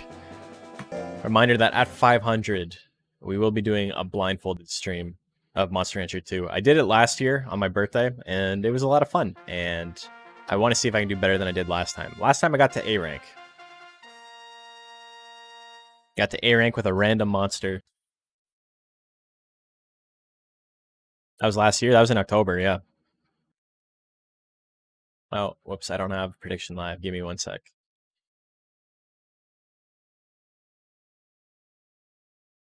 I know, my whole concept at the time is just gone out the window. All things that she used to say. King Dongo. There we go. We're doing A rank next week. We are. I admitted on stream he likes 420. Bro, weed has been legal in Canada for years.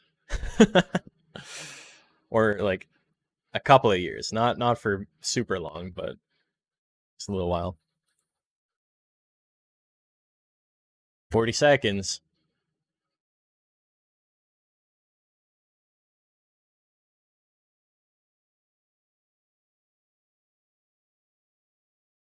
Yeah, I'm excited for A rank. That's going to be fun.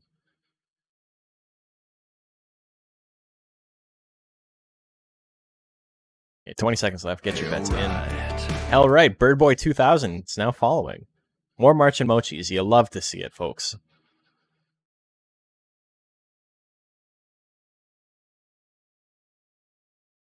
Okay, here we go. Do I have enough for 2 brackets now? Yes, I think there's 16 monsters.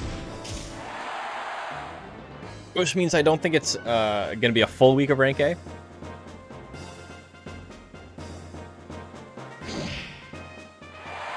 If we have 24, then I can do 1 on Sunday, 1 on Monday, 1 on Wednesday, but no double header. Either way, we'll figure it out. 8 monsters advanced last week. Yeah, that was a really good fireball. Boyfriend needs to do some damage now. Diving press misses. Hasn't won you anything. That's your dog. Oh, you know? Sometimes.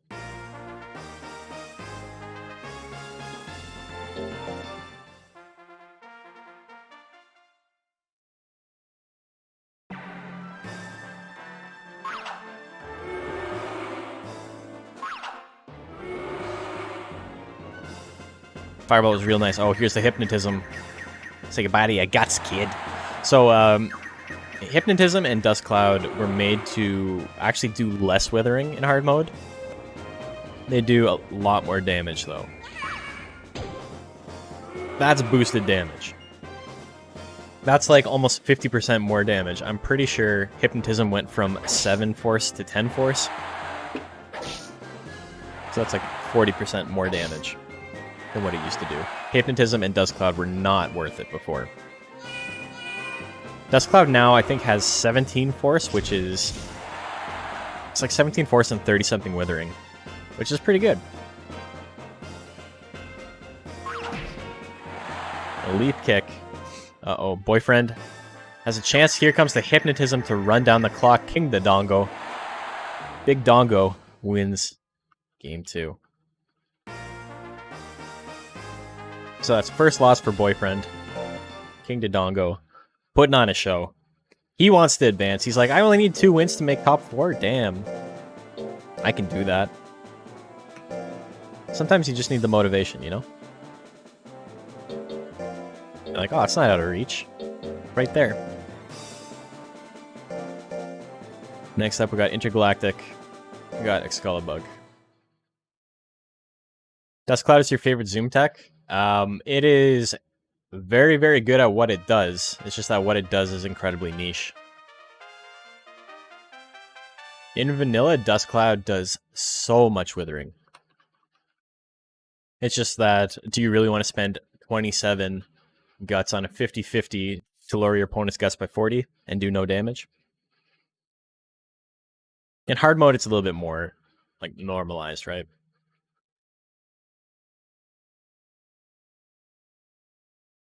Cat, if you win, I'll play with you next week. Damn. Bribery. You know, whatever it takes, though.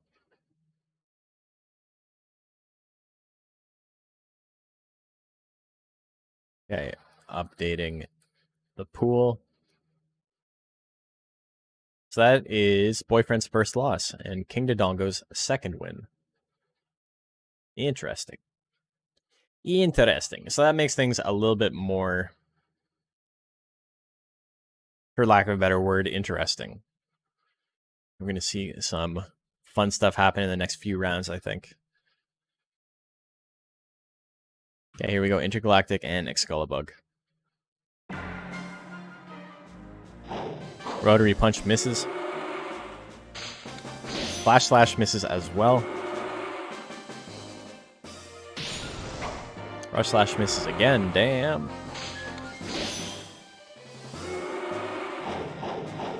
Maximal Punch misses as well. 85%. Damn. Intergalactic has no speed, so the fact he's dodging all this stuff is pretty crazy.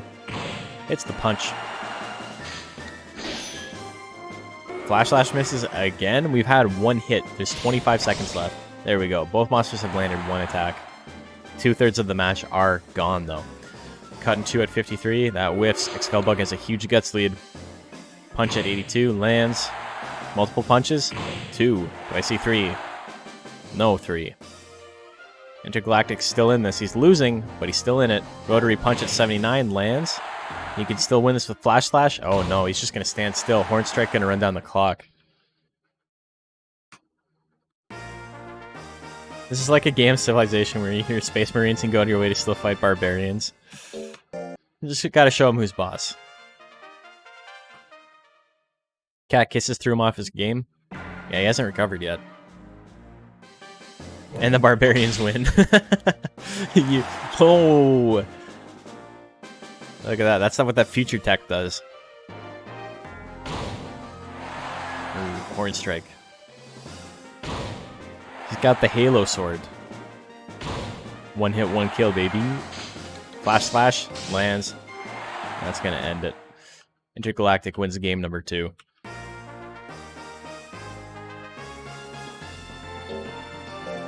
Always nuke barbarians. What's their defense again? They got really strong bodies. They can just hold up the nuke. Stop it from exploding.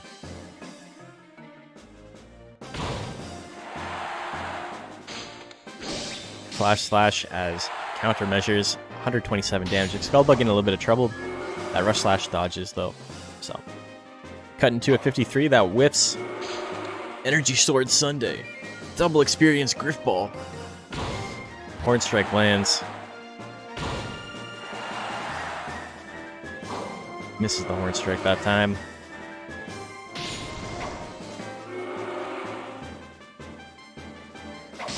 Cutting 2 lands. Intergalactic. Getting a lot of crits. Working out in his favor. What is that one? 2-1.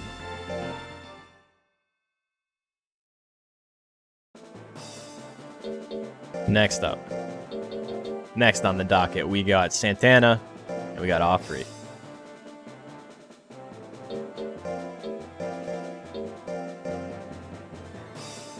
Yeah, that was a slugfest. They were just swinging. So Intergalactic gets the win there. Really surprised the bets were that one-sided.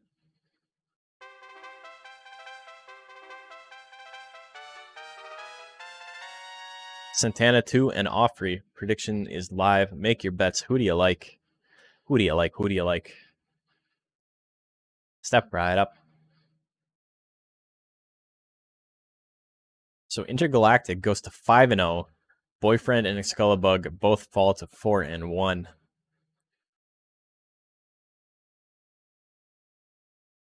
Damn, this really is a race for 4th place because nobody else.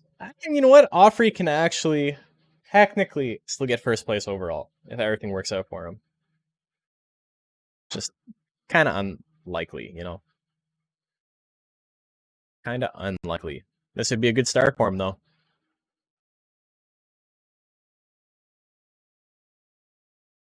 That would be a good bet. Will Offrey get 1st place overall? Too bad I can't run multiple predictions at the same time.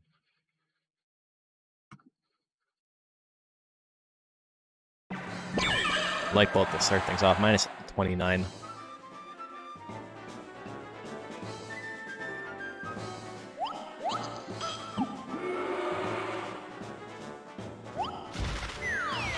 Dove Bomb lands. Minus 16 guts. If he wins this, it gets 4th. No. He's not guaranteed 4th yet. It's easy to bet against. Well, yeah, of course. But then somebody would put like 10 on the other side, and, you know, low stakes for them, but if they win a lot.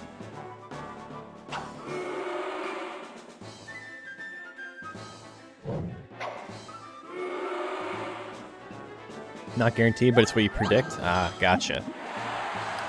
Offrey gonna do enough withering to stop his opponent from attacking. Oh, he was so close to 45. One more. Offrey beats Santana. If Offrey makes rank B, that's some shit, because Offrey is like 2nd worst monster in the league right now.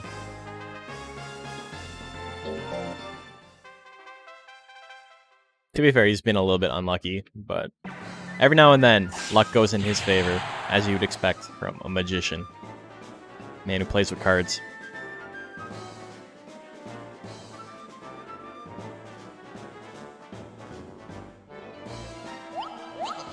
Misses the Toy Hammer.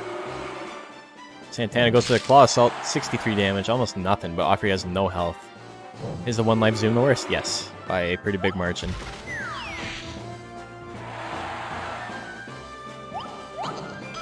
Could go up a lot of spots if he goes final bracket. Yeah, because everybody who makes top 4 is seated above everyone else. So it's going to really fuck with seating. Ghost Rush lands.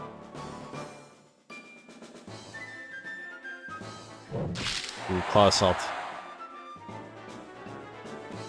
Santana in the lead. Dove Bomb hits at 72.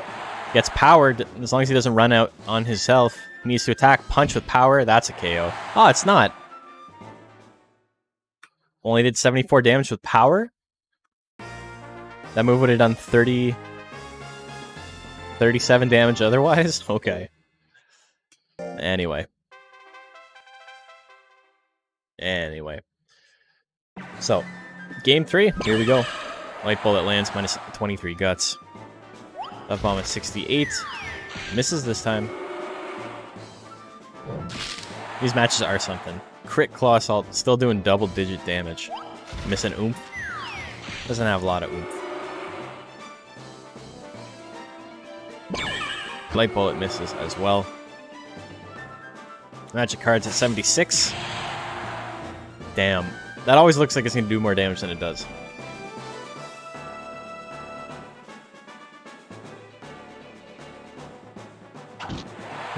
Hits the Ghost Rush. A little bit of damage there.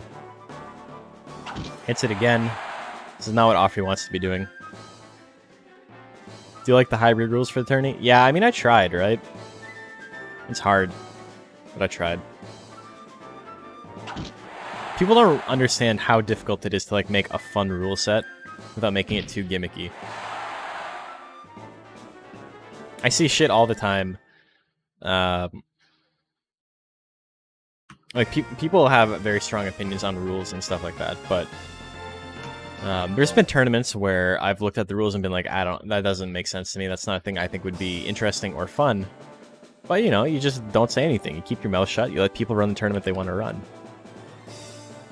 Nobody's been super vocal about the mixed attacker rule not making much sense in this. I think everybody kind of agrees that there's not a significantly better way to do it than what I have picked. But I have seen it before where people are like really critical of the rules, and it's kind of weird.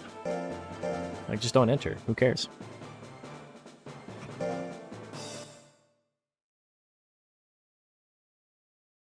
Santana wins.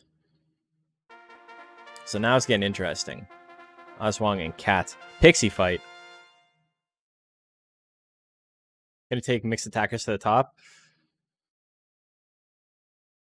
Is he A rank already? He is, right? That reminds me, I gotta actually build Gordy at some point.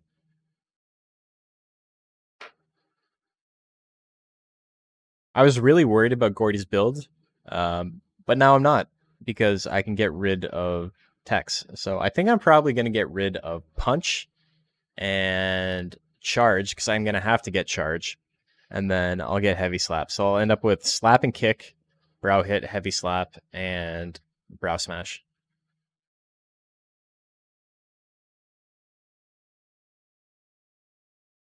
And then in S rank, where you get to just delete more Tex, I'm just going to get rid of Kick and then Slap eventually when I can.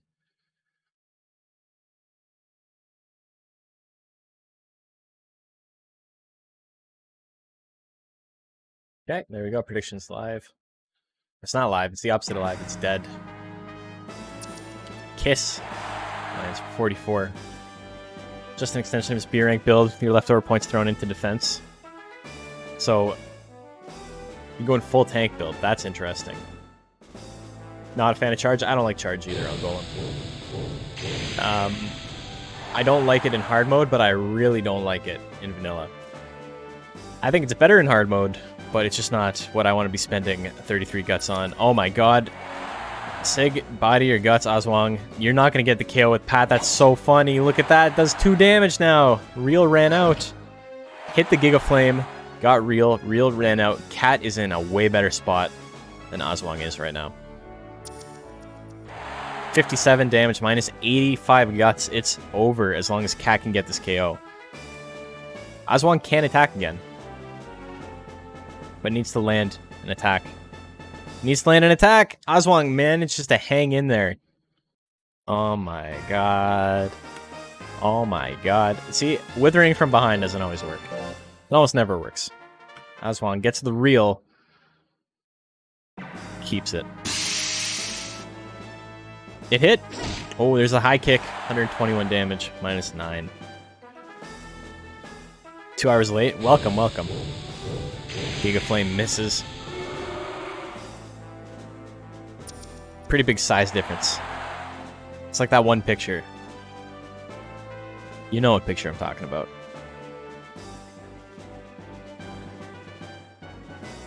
How's everyone doing today? I'm doing fantastic. My back is killing me, but otherwise I'm doing great. Cat likes tall ladies, I guess. She keeps kissing. There's a flame. Double flame. Triple flame?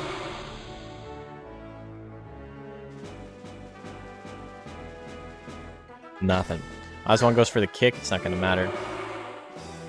How's lunch with Momrad? Oh, that's right. That's why Bob was away at the beginning. Gets the kick. Cat wins game 2. We're going to game 3.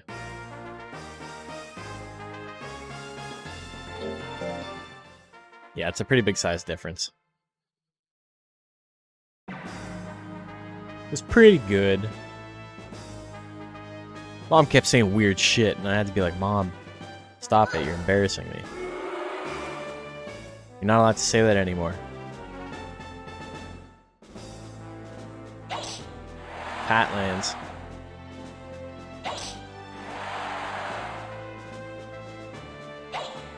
Oh, the big Pat miss. The big whiff. Giga Flame at 31. Here we go. That whiffs. 99 guts on Cat. As for the Pat misses. 99 guts. Kiss misses as well. High kick at 44. Can't land anything. Oh my god. Oh my god! Everything's missing. Here comes the Flame at 38. That misses. 45 guts. Cat's still in it. Flame at 36. Damn, that's a lot of damage. Cat needs crit high kick here. It's not going to do enough. Oh my god. Real runs down the clock. Are you serious? Runs down the clock with Real. It's a 2-1. Aswang wins. F's in the chat for Cat.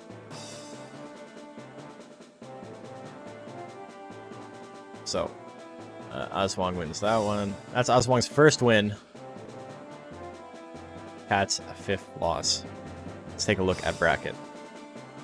I think I regret giving her a kiss now. It's won her a couple of games. Hasn't won her any matches, but it's won her a couple of games. What do I not... I did not put in Santana versus Opry yet. So Santana gets the win there. So this is interesting now. We know who our top 3 monsters are going to be unless something drastic happens. Unless Boyfriend, Intergalactic, Excalibur all lose their next matches. But we do have King Dodongo, Santana 2, and Offrey all at 2 and 3 right now. Meaning that it is possible for them to end up at 4 and 3 and usurp some of the other monsters that had a very, very strong start.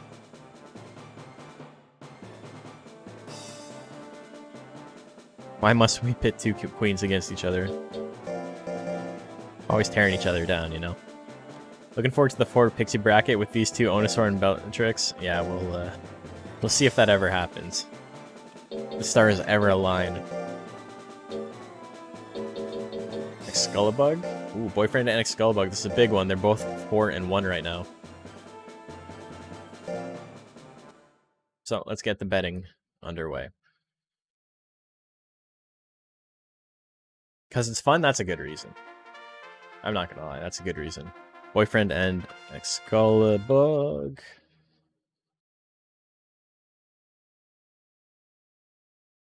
Okay, here you go. Predictions live. Make your bets. Who do you like? Do you like Boyfriend? Do you like Excalibur?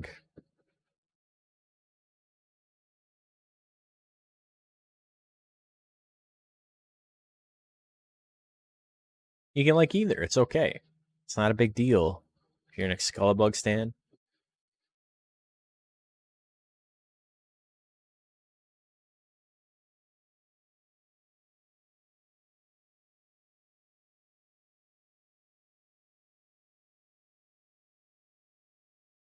FNF or Hollow Knight? Yeah, exactly. Yeah, here we go. Game battle. Meow to start things off. Minus 36. Big amount of damage there.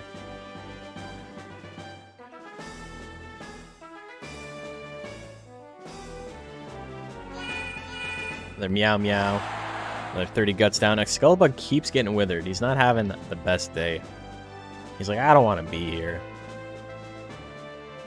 My will to fight is being drained over and over again.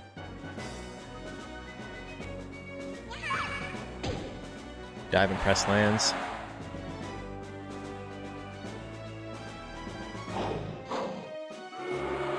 Rotary punch misses. Oh, the KO. Look at that. He's not even on screen. What the hell? Man made his opponent disappear. He's the real magician here. Offrey, take notes.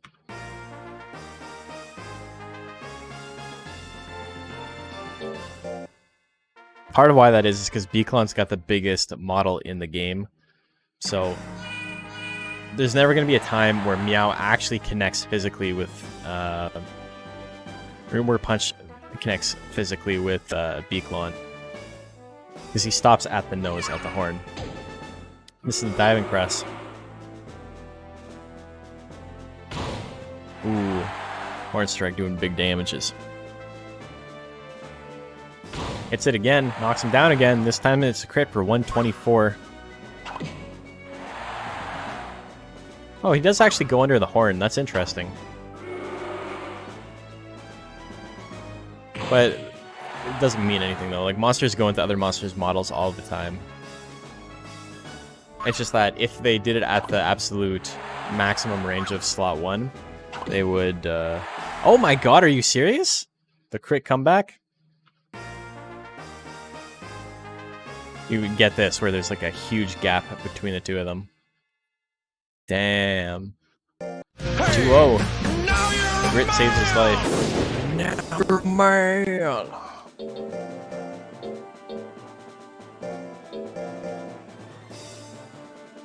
Bets are on point today? Happy to hear it. Happy to hear it.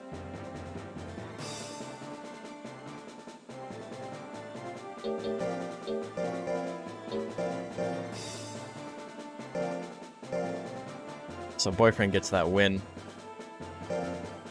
Intergalactic and Offrey. This is not working for me.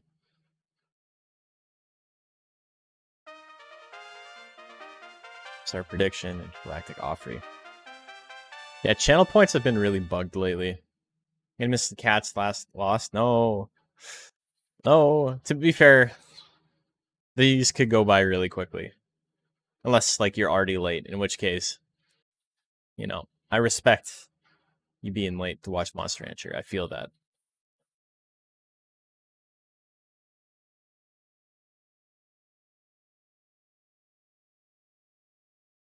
Okay, so that means Skullbug's at 4-2.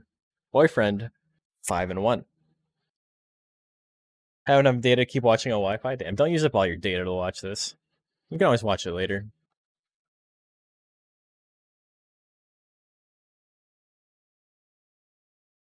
Seven minutes, man. You might not even get to watch your second last fight. 10 seconds. Get your bets in. Bought more data just to watch Monster Rancher tourneys? Wow. Stimulating the economy. That's what we do here. Cut into misses at 49%. Cut into a 46. That hits.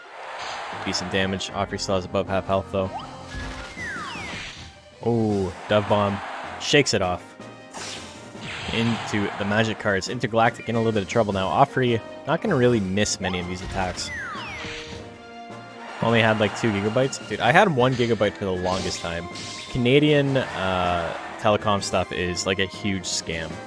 I hate it. There's actually a bunch of recent news. If you're Canadian, you should get up to date on telecom stuff because there's some nonsense about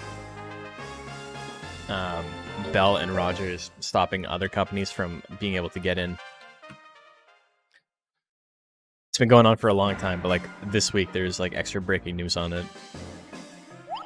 Dove Bomb at 69. It's pretty nice. Makes him angry. He's like, that wasn't very nice for me. Flash slash with the anger. This is gonna do a lot of damage. Decent amount of withering. But Dove Bomb at 91. He's only using Dove Bomb and it's working. He's still losing, but he's trying. And 500 megabytes for the longest time. Never used more than that. And then made 2 gigabytes the same price, so you went ahead. Yeah, I feel that. It's like, what? Oh, extra bandwidth. It's almost as if this doesn't actually cost us any money. And we can just offer whatever amount we want. Just based on whatever we think you'll pay for it.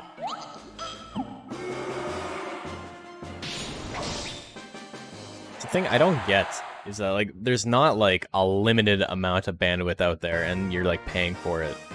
They've convinced people that's how it works, but that's not how it works. You should pay for speed, but, like, the difference of cost between someone, like, using 4 gigs and, like, someone using 10 gigs is, like, literally nothing.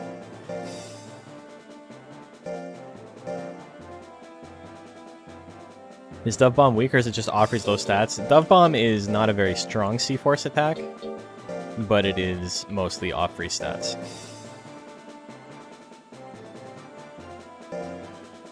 I know Ghost was buffed pretty significantly because Intelligence Ghost kind of sucks in vanilla. That said, you know, won a tournament with him. Oh no, that's right. It wasn't vanilla. It was hard mode, but I accidentally had a power tech. What we got here? We got King Dongo and Cat. So there you go. You get to watch Cat one more time.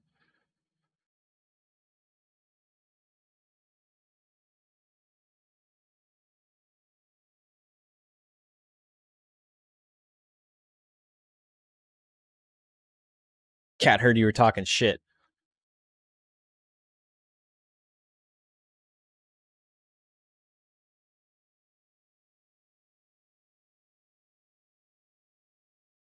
What's really funny is the Intergalactic's build. I picked almost the exact same build for my Heroes versus Heels tournament monster whenever Engine gets around to hosting that. I know he's super busy lately.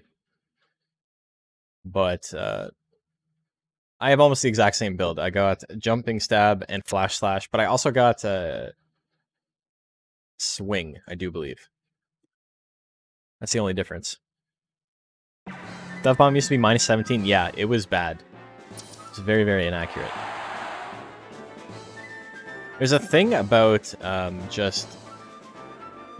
Unless it is specifically a hit tech, high guts rate monsters just have no chance to hit on like anything. Because they assume you'll build high skill and make up for it. Naga's the same way, right? Like his basics are really terrible. They both have like really, really low chance to hit for no reason.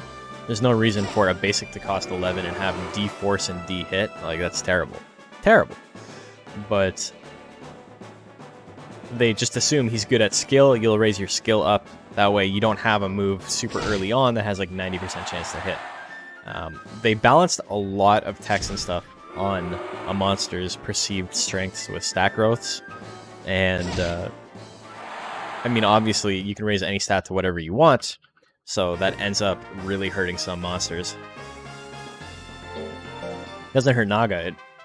I mean, he's got stuff he can cover up in those slots, but Ghost doesn't have anything like that. Cat's gotta win. Cat's on the board. Tail misses. That's 69. Not nice. Here comes a kiss. Ooh, doesn't like that. King Dodongo has not fantastic guts rate, so this is great for Cat if she can just keep it up. Already got herself into a good spot. Pat at 73. 62 damage. Not too bad. Another kiss here would be really, really strong. King Dodongo almost at 45 guts. He's going to be able to attack. Cat lands another pat. 2 pats in a row. Do we see 3? Oh, she gets ease. She hasn't done foolery in a while. Tail hits even with ease active. There's another kiss. Yikes. So I don't think Dodongo's going to win this. He's got 15 seconds left to build 45 guts and then land a crit fireball. One kiss is going to do it. Cat wins 2-0. 6 seconds left on the clock, but King Dodongo cannot do anything about it. Unless Cat does foolery. That's actually a very real possibility, but we didn't see it this game. King Dodongo loses that one.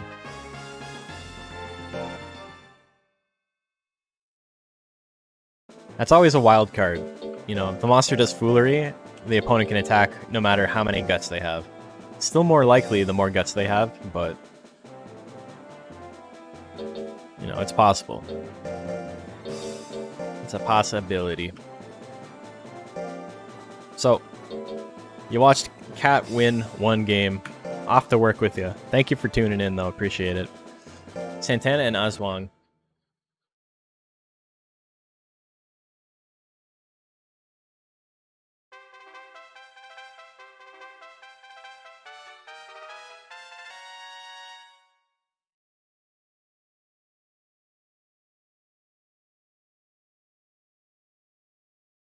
$8.6 thousand chips off that? Damn it. That is big. Big monies. Virus threat protection. Get out of here.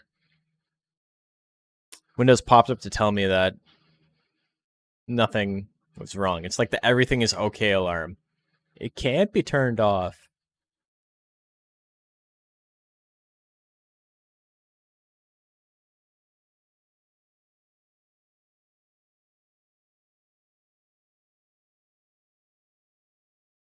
So, Santana 2 has 2 wins. Aswang has 1 win. Aswang needs this win or it will be eliminated from the tournament. That's where we're at right now. That's where we're at right now. 13 seconds left. Get your bets in.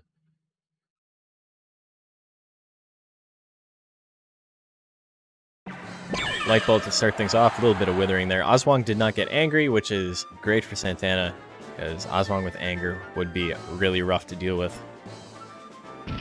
Punch lands, a little bit of damage. Crits for 61.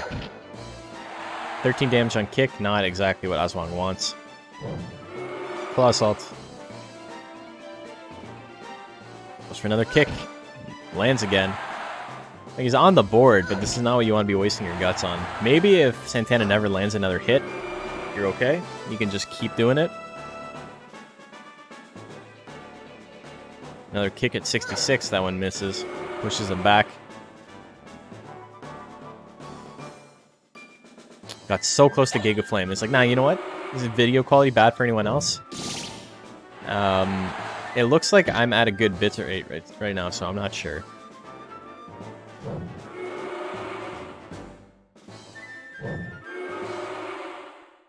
Ooh, Santana wins. Aswang only having 1 slot for Intex feels bad with her build. Yeah, it's kind of rough.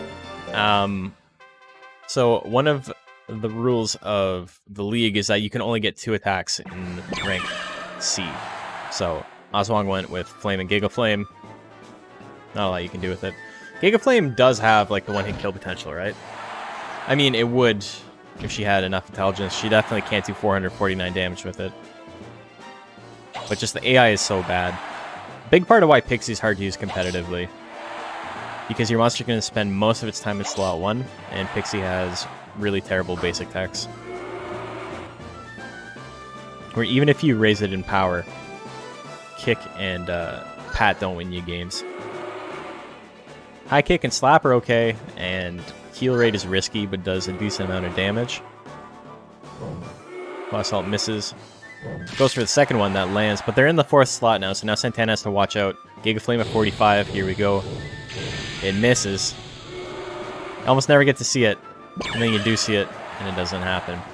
Ooh, Light Bullet going to wither out Aswang. Flame and Bolt. I don't think Bolt is very good. I think Bolt is a really shitty tech. That's 2-0 for Santana. Let's take a look. I think the build I picked for Onosaur is the best intelligence pixie build you could make, with Kiss and Flame being the best options. Yeah, Lightning's really good, but Bolt is not great. It doesn't do anything. It's fairly accurate, it doesn't do anything damage-wise though. So Santana wins that one. And this is where we're at 6 rounds in. We have 1 round in the round robin left. Intergalactic in first at 6-0. Boyfriend in second at 5-1. Excalibug at 4-2. Santana in 4th now with 4-3. Anything can still happen. Offrey can still advance if Santana loses his next match. King Dodongo can still advance. But Aswang and Kat have been eliminated at this point.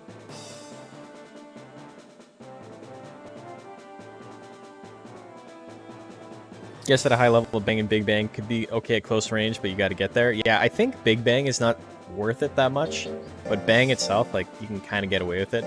In the vanilla play, it is an incredibly shitty attack. People have this idea that Bang is like a huge nuke because they're used to fighting Kitty in single player game and just getting destroyed by it, but Bang is very weak for how much it costs. It's only B-Force. It's a weak B-Force attack. I'm pretty sure it's like 34. It's like 34 force, which is like nothing. It's not a nuke, but it's Pixie. I mean, you could make a very good argument for not getting Bang at all. And just getting Flame and Thunder and leaving it like that. Oops, I didn't get the prediction ready. Give me 1 sec. Boyfriend and Intergalactic. Prediction is live. Make your bets. Boyfriend will win this one? Interesting. I think Boyfriend's got a good shot. He's not going to miss anything. Neither of these monsters are going to miss anything. Intergalactic has a lot more damage output and a lot more life, but Boyfriend does have that withering. Flame also isn't great. I think Flame is unironically like Pixie's best tech.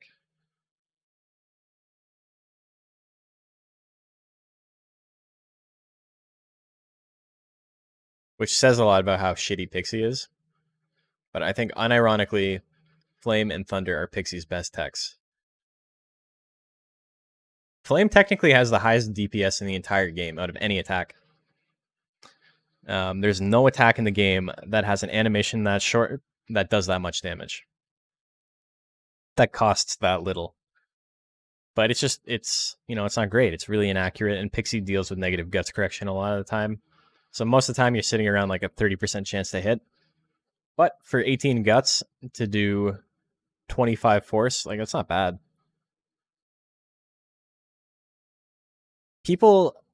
Animation time is important because your opponent's building guts while the animation is happening, right? So that's why in hard mode, most attacks that have a long animation also wither for a lot to like make up for it. Things like Roll Assault on Zilla now does an insane amount of withering because it's a 10-second attack if it hits.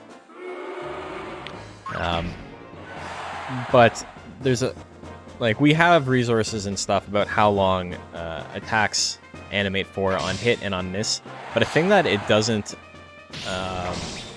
equate for, or it doesn't, adjust for, is the word I'm looking for, is when there's like 3 versions of most attacks. There's like the weak hit, there's a big hit, and then there's like a big hit that does more than 50% of the opponent's health, and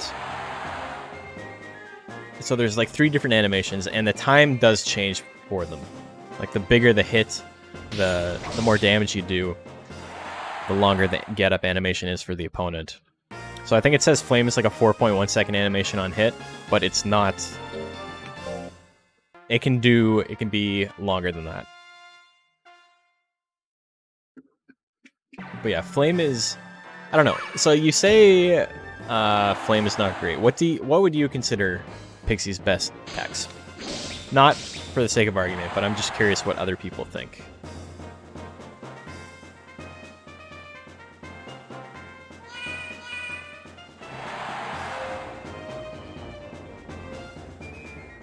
He's got anger. Hasn't enough guts to attack. Boyfriend's got to watch out. Jumping stab at 85. This will KO. I lied. It leaves him with 1 HP and power. That's where we're at. Power meow. Power meow for 85 damage. Probably lightning. That's still... Yeah, I mean, yeah, I can agree with that.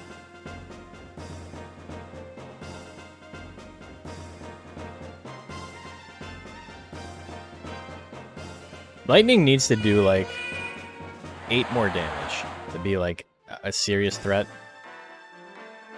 Intergalactic ends off a round robin at a perfect 7-0. Pretty big day, and Tix isn't even here. What is this? I know it's like 2 a.m. where he lives right now. Didn't get to see his boy. Next up, we got Excalibur. And we got Offrey. But Offrey wins this. Nothing happens. But it can make things rough for Excalibur. Actually, that's not true. So, if Excalibur wins or loses this, he's guaranteed to make it to the finals. He might get 3rd place, he might get 4th place, and depending on matchups, that might matter. But Excalibur is making it to the finals. Intergalactic is guaranteed 1st. Boyfriend is guaranteed 2nd. Excalibur is 3rd or 4th. depending on how Santana and some other monsters do.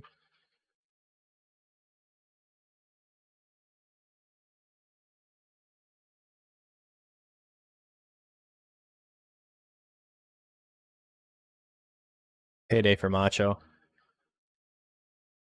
Macho's been... Have you been doing okay today with bets, Macho? Got to root for Offrey? Just because, you know, it's a wrench in the gears, right? I feel you.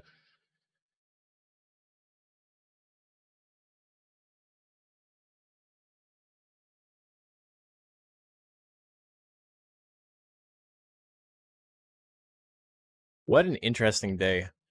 Intergalactic with a 7-0. Cannot believe that. You never see that.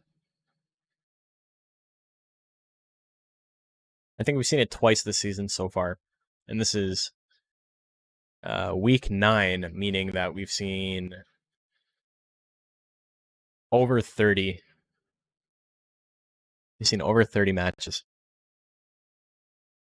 And I think it's happened twice. This is the 3rd time. So less than 10% of the time. Toy Hammer.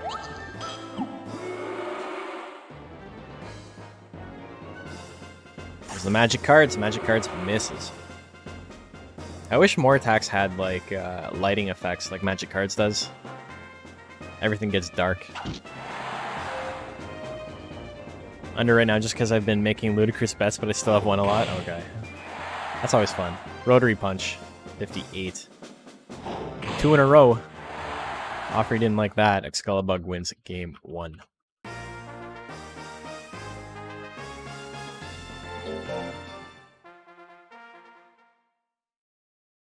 He got that maximal punch. Ghost Rush misses. Punch hits. Hello, hey Crumpets, how are you doing? 2 punches in a row. I don't even know if Offrey can win this. Oh my god, goes for a 3rd punch. Offrey doesn't have power, which is really rough break for him. Galulu Bang in Monster Hunter 3, yeah.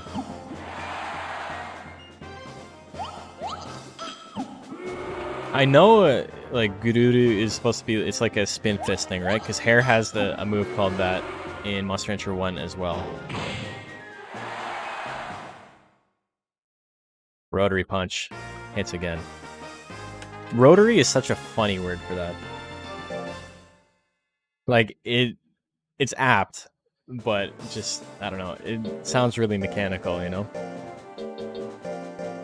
Loaded in old state. Oh yeah, you're having issues where your emulator was like freezing on loading, right? I think that happens with engines too. He was talking about it the other day.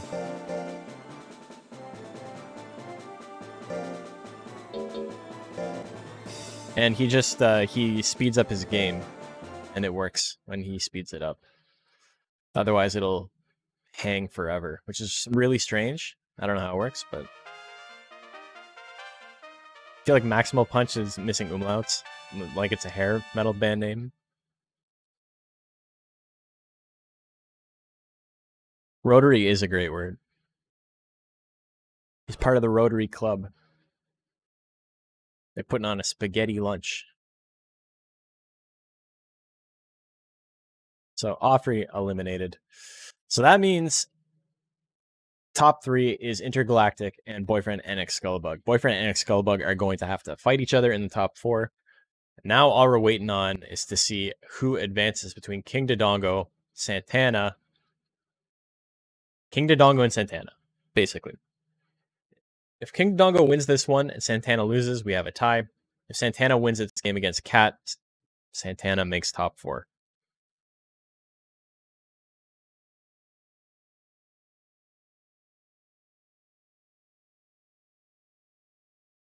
Venture Monster, you get Joker so you can make an Intelligence Crab. It's a lot of steps.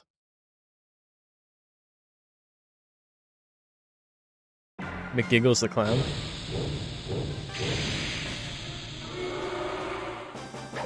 He's here? McGiggles did the dub.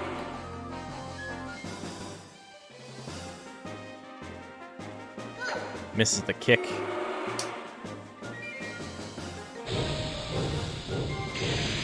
Giga Flame misses again. At least he's using Giga Flame. But he's like, you know what? I got Fireball on my own. Here you go. I love the animation for Fireball. It's just a JPEG. It's just a static JPEG that gets further and further away from the screen. A hit. A couple of minutes before you clock in. Well, if this is a quick 2-0, you may be able to see Cat fight one more time. Cat lands. Hypnotism. He's gonna miss. Aswang needs an intelligence attack. He can't do enough damage, otherwise it's trying. Giga Flame. 1 second left. No.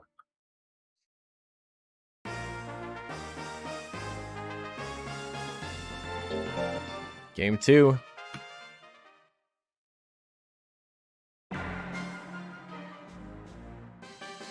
You ever watching someone going over a giant conspiracy theory iceberg? About what?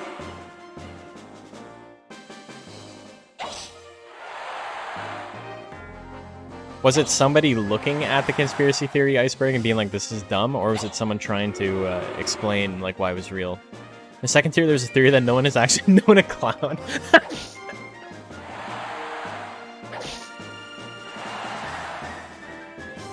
It's a psyop. They're robots. It's just like birds, bro. Clowns don't exist. Flame misses.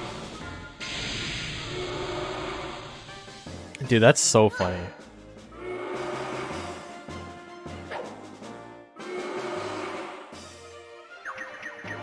Ooh, Hypnotism misses.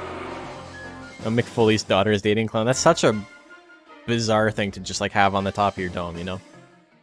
Anyway, King Dodongo wins, so he's in an okay spot to maybe make top 4. 2-0. This last round has been all 2-0s. It's been going by pretty quick, even though that one went to time twice. Here's our last match of regulation. We've got Santana 2, who will make top 4 guaranteed. If it wins this, we'll get 4th place versus Cat. Cat trying to play spoiler here.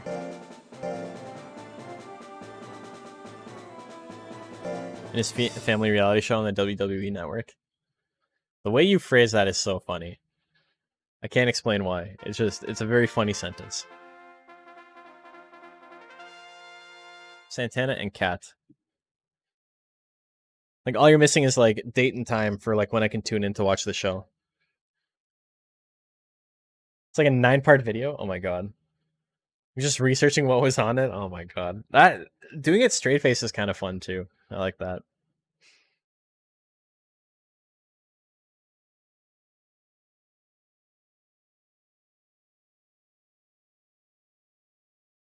Something like $9.99 a month. Dude, I can't spend $10 a month just to watch WWE reality stuff. I do enjoy wrestling, but I don't know if I'd get into it. You've lost 18,000 on Cat today? Jesus. Proud of her. She got 1 win. You made like 8K back on that one, right? So, can't wait for that to happen here. One of these days.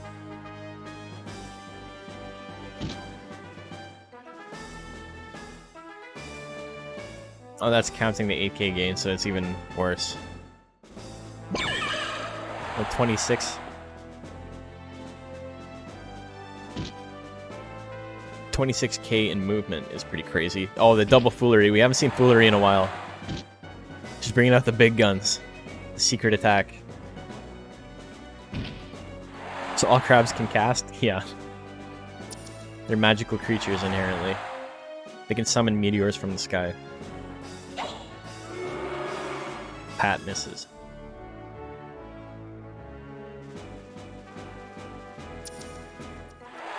Oh. It's nice, you know. It's nice seeing Cat locking its opponent out of attacking, but it would help a lot if she was actually winning while doing it. Like a pet Sephiroth? Exactly. You see the equations and shit on the screen. Arrowhead having meteors is so bonkers. What's the name of the Final Fantasy light spell? Holy?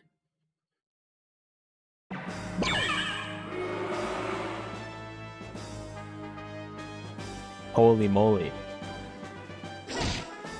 Ooh, hits high kick.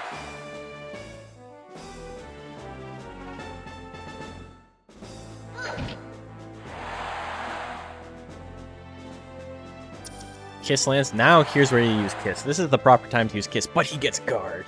He's on guard. He's like, don't be kissing me. I've had my heart broken once before. Not letting it happen again. Goes for Sting, misses at 78. Cat is in good spot right now. Goes for another Kiss, but it misses at 80. Ooh.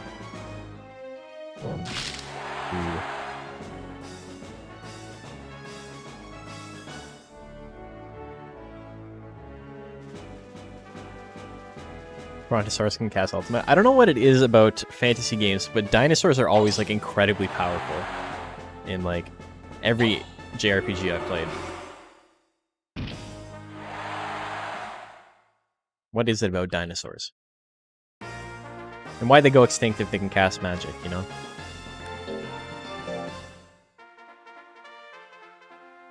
Game 3, here we go. Ooh, the light bullet misses. There's a Kiss. Minus 45 guts. T-Rexor in Final Fantasy VIII. Yeah, that's a big one. The other one I was thinking of is Legend of Dragoon. The last disc just has like a shit ton of dinosaurs in it. The highest experience yield monster in the game is a dinosaur.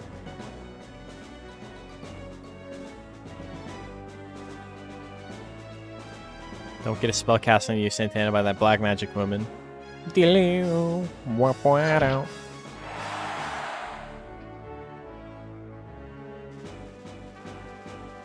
so underleveled. It took over an hour. Bro, I don't know how to tell you this, but monsters and mobs in Final Fantasy VIII scale with your level. So you can't be underleveled for any area. Santana with the 2 stabs in a row last second. It looked bad for him, but he woke up at the last second. Luckiest Crab alive. He had like 70+% chance to hit, and he was missing a lot. So, let's take a look.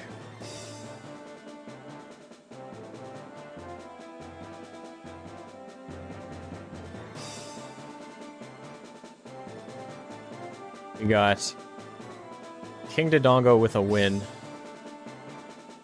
Right? Or did Oswong win? No, King Dodongo won. So he had a shot, but Santana ends at 4-3. Very strong finish for Santana after going 0-3 at the beginning.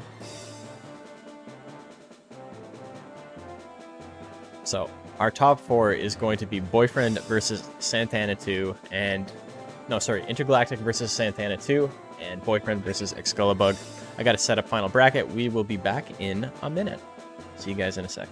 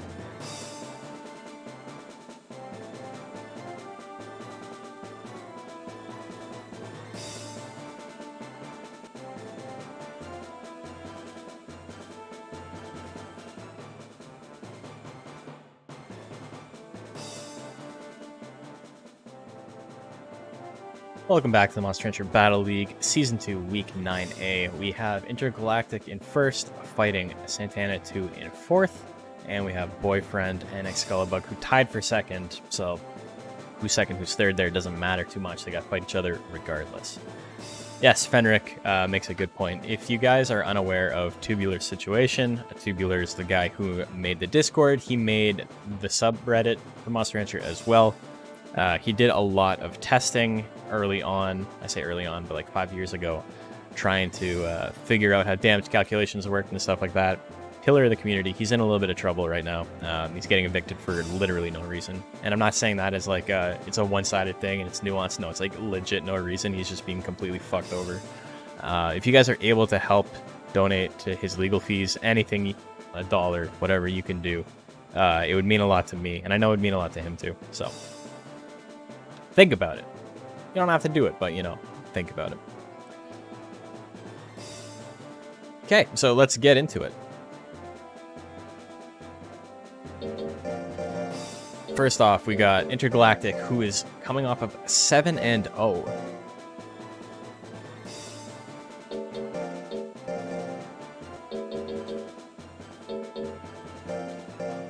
And we got Santana, who has won his last 4 games, but lost his first 3. So, a little bit streaky. Startup prediction. We got Intergalactic and Santana.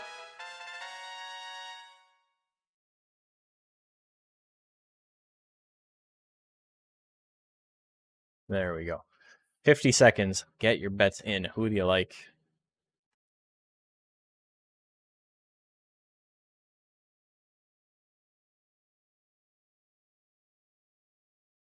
You can like anyone. You're free. You're free to like who you would like, you know? 30 seconds left. Get your bets in. Only a couple more rounds left to bet today. If you're trying to make back the money you lost, now's the time to do it.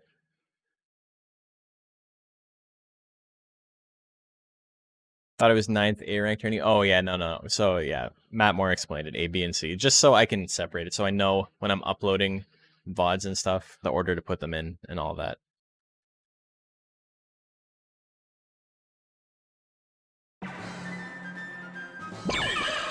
Light bullet lands, decent amount of withering. Not a lot of damage, though.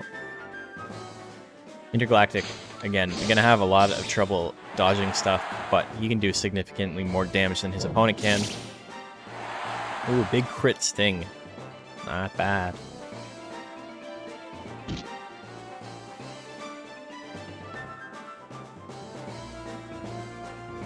Jumping stab. Hits. Ooh, 305. Sting lands. Claw assault lands.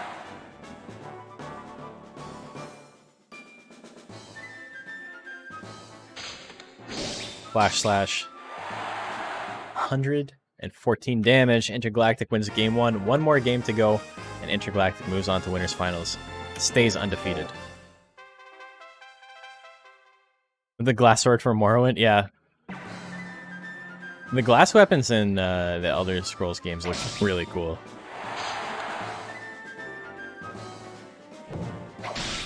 Jumping stab lands, 164. No crits for your boy Intergalactic.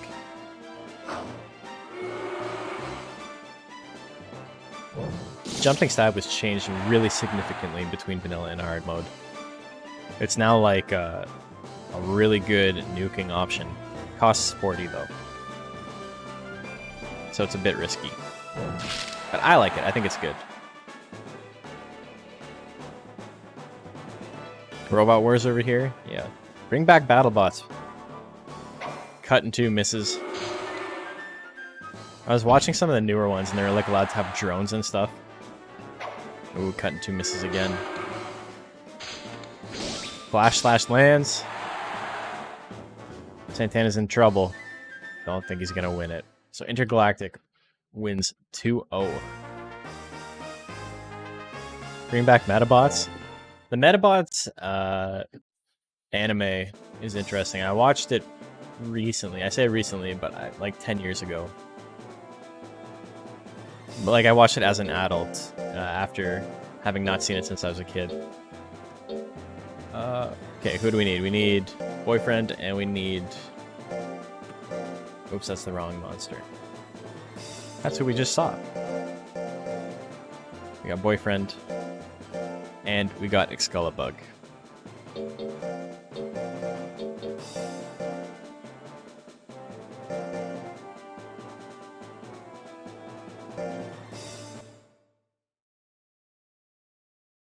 So Intergalactic gets the win there. He's 8-0 on the day. Can he go 10-0?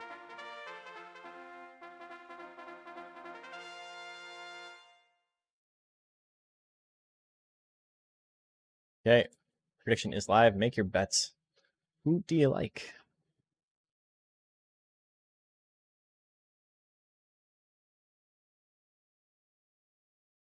Should probably get started on your Blades entry.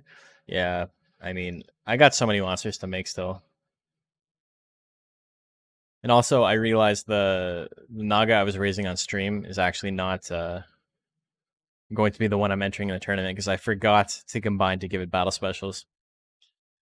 I just made it from the shrine, and I was like, oh, yeah, this is fine. But I'm going to go back and remake them anyway. Since I have to get, after bananas come down anyway, like, there's a lot of stuff I have to do, so I might as well just start all over. Won't take too long because I can play the game in fast motion when I'm off stream, not have to worry about it too much.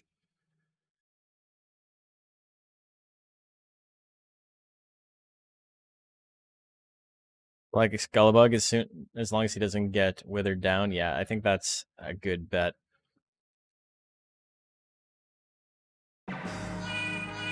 Got some speed, but Meow is incredibly accurate. It's like plus 19 or something.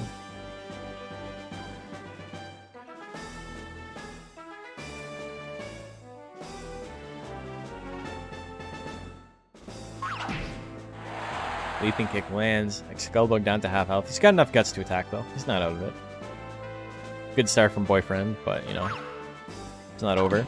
Punch lands. Excalibur now with a pretty big guts lead. Goes for a punch of his own. It's 95. 2 more punches. Be big. Boyfriend says, nah, you know what? I'm going to punch first. Gives him power. Oh, no, that's exactly what he wanted. But there's the diving press. Not going to get to use the power. No grit either. Boyfriend wins game 1.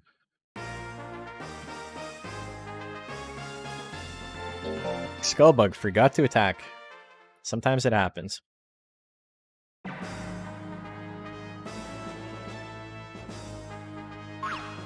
Punch to start things off. Misses this time. I love how drastic it is for him to get out of the way of that. He's like, oh god. Maybe the world's biggest sidestep. I gotta fly. Hits the Meow. Does a little bit of damage, a little bit of withering. Boyfriend still has less guts than his opponent. Goes for a diving press and that whiffs. Excalibur in pretty good shape right now. Looks like he's maybe going to win this game 2. A lot can happen, but he's in a very good spot. Another Meow. I don't know if that was worth it. Excalibur has a massive guts lead. Forgetting to attack is a perfectly normal thing that happens to all monsters. They just get amnesia for a second. They're like, what am I doing? What's going on here? There's a diving press. It lands 111. Excalibur now needs to land an attack. Luckily, he can do enough damage with basically anything. He just needs to get in range and do something. Maximal punch. No, Boyfriend is going to run down the clock. Boyfriend with a quick 2-0. I say quick, but almost as long as it can possibly take to get a 2-0. First match almost went to time. Second match went to time. Boyfriend. Speed is a myth. He doesn't have much speed, though. You can't really make that... Can't really make that joke here. So now we got... Santana, and we got Gaps. Monster, Excalibur. Excalibur, you goof. So, more Robot Wars. We got 3 of 4 monsters in this tournament right now are robots, or little robots. Boyfriend gets the win.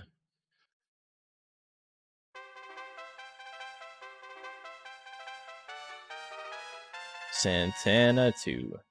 Okay, predictions live. Make your bets. Who do you like? Boyfriend had none and dodged that horn attack. Yeah, but I mean, it still only had like 60-something%, right? Doesn't have a lot of skill. The one horn attack wouldn't have mattered anyway in the long run. I don't think. Lost all your points? Oh no. It happens though. Welcome to Monster Rancher betting.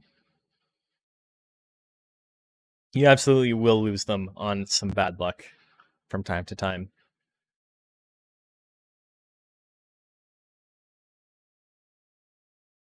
Bug battle. They're both bug bots.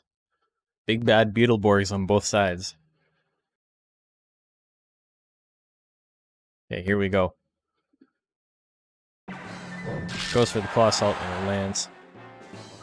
Welcome to betting in general, yeah. Please, my children are starving. I need more disc chips. Please, sir. Another rotary punch. Second one misses.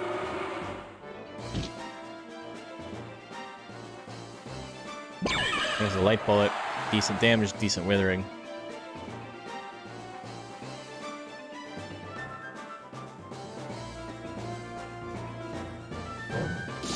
Santana lands. Big damage there. Or people need to remember Beetleborgs. There's a weird show. We've talked about it on the stream a couple of times. The intro is my favorite part.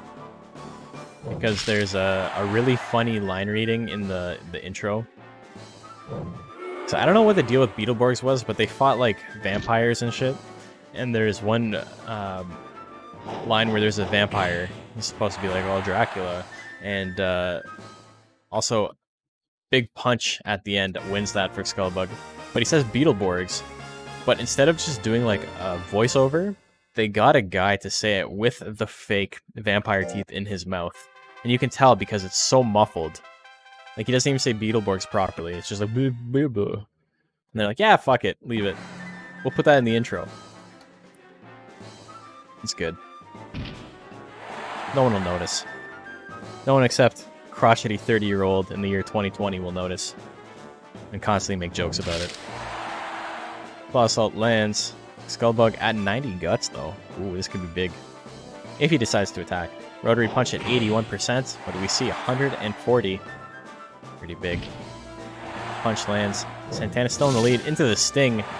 But Excalibug has a huge guts lead right now. He just does one take. Doesn't matter if it sucks or not. One take. They save a fortune on him. Oh, he's got power. Misses the punch. Santana's got a shot here. Gets punched. He's still alive. Gets punched again. Oh my god. Excalibug just not having it. Wins that 2-0. And Santana barely makes it to top 4. And I guess struggled a little bit in top 4. Pretty quick 0-2. So, once again, starting at this point, we have our best of 5s going on. Everything from this point on, winners finals, losers finals, grand finals, and grand finals reset should we need it, are all best of 5.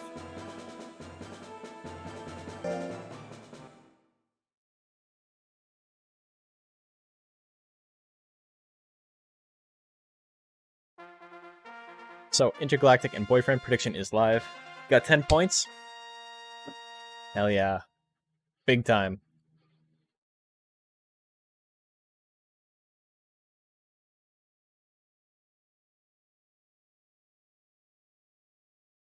A big part of consistency in this game is just longer sets, right? Like, the better monster will win more often.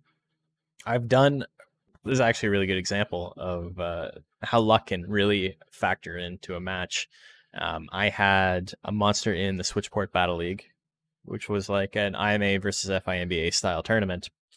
And I built a monster specifically to counter my opponent because I knew what he was going to be using in one of the ranks.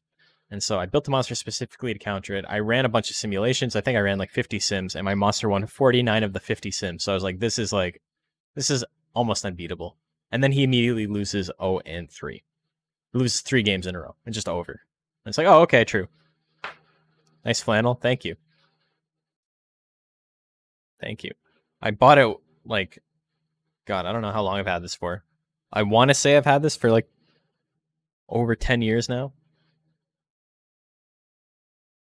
before I met my wife. Because I'm a man who does not shop often.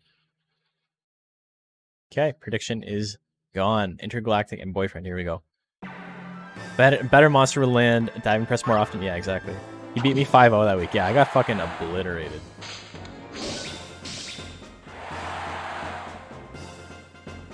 But I got my run back when it mattered, so you can keep that one.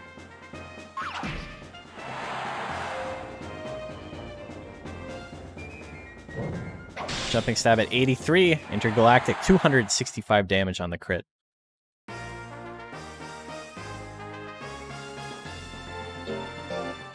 There we go. Intergalactic working on a clean 10-0 right now. Currently 8-0. Gets punched in the kneecaps. Not a fan of that. Goes for another flash slash. 119. Into the cut in 2. True combo. Oh, I lied. It's not. Robot plus alien equals samurai. I mean... No, you're saying robot, alien, plus swordsman equals samurai. Like, Durhan's not a robot. I love the little alien sitting in the cockpit. I imagine he's just got 2 big levers, and that's what he controls the metal glay with. Or metal glory, sorry. Little punches. Oh, he's angry now. He didn't like it last time, but he definitely doesn't like it this time. Leaping kick, too. Thought he was Hanger? No, he's, Metalner and Durham. It's like the dude from Men in Black. Yeah. No, it's exactly what it is. Driving the full-size man. So, that was a clean 3-0. Very quick. So, congratulations, Tix. Intergalactic finally moves up. Kind of weird that he hadn't advanced yet, to be honest. All Metalner subs should have a tiny Metalner driving them. There's this guy and there's Astro. Are there others? There may be others. Those are the first 2 that I think of, though. Boyfriend and Excalibug. Let's get our prediction going. Intergalactic. Everybody betting on Intergalactic. Pixie Metalner doesn't have a small Metalner driving it. That's what we're talking about. Boyfriend and Excalibug. The rematch of the century. Boyfriend won this one 2-0 last time. Yeah. So, like, I know there's other Metalner subbreeds, but I'm talking specifically about ones that have a little guy inside. They should all be like that, but it's just Metal Glory and Astro. Yeah.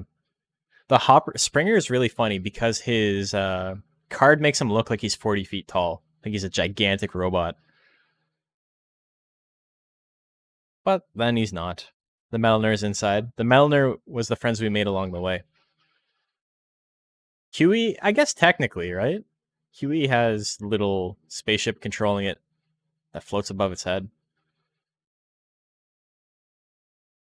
The Metalner is coming from inside the house. Boyfriend has a history for blowing up when it matters. Hopefully not this time. I mean, one of these monsters doesn't make rank B this week, which is crazy to me. It's actually wild because they're both very strong. But that just means that next week they fight, they'll have a pretty easy time. Moving like Plankton? No, dude, that'd be so funny.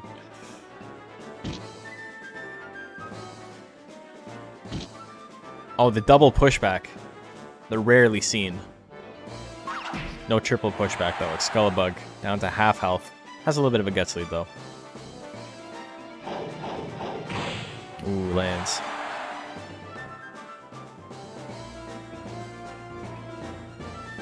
What do we got?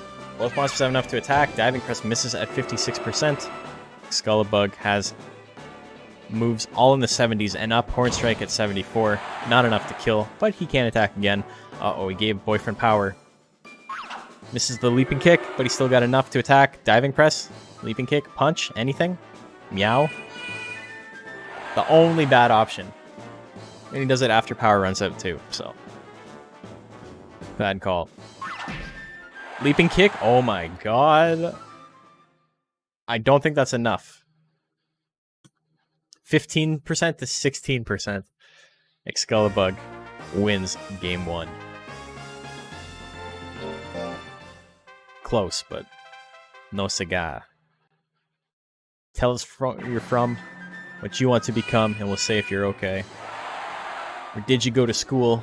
Right answer, and you're cool. Man, I love Millencolin. Listen to Millencolin.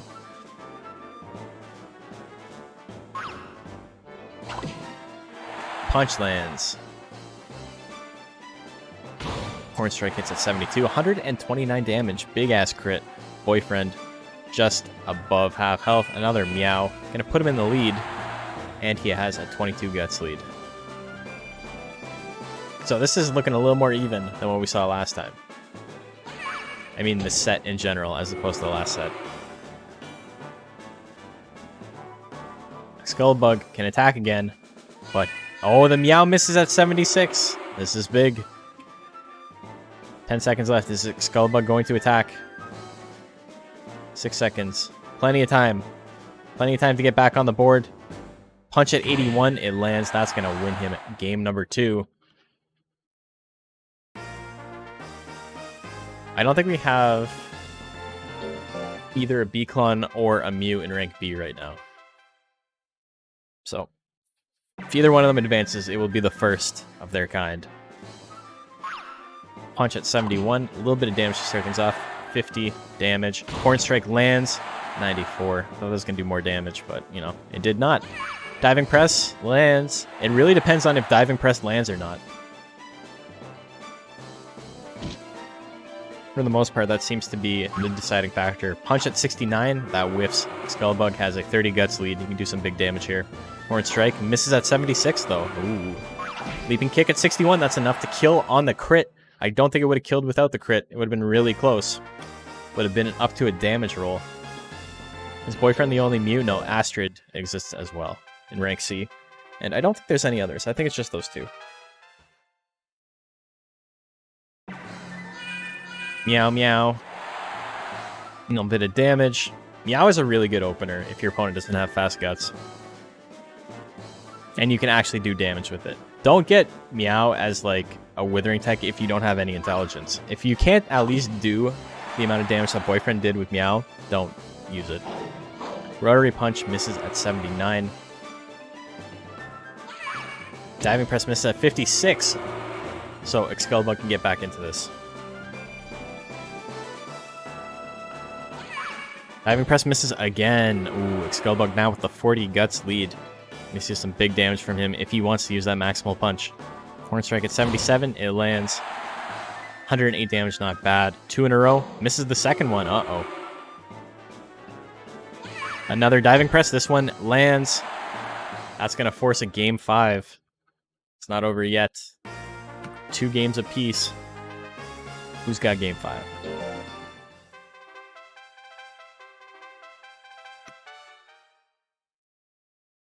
Who has game 5? Who's got the other monster's number? Leaping Kick lands. 73 damage. Both these monsters have really low life.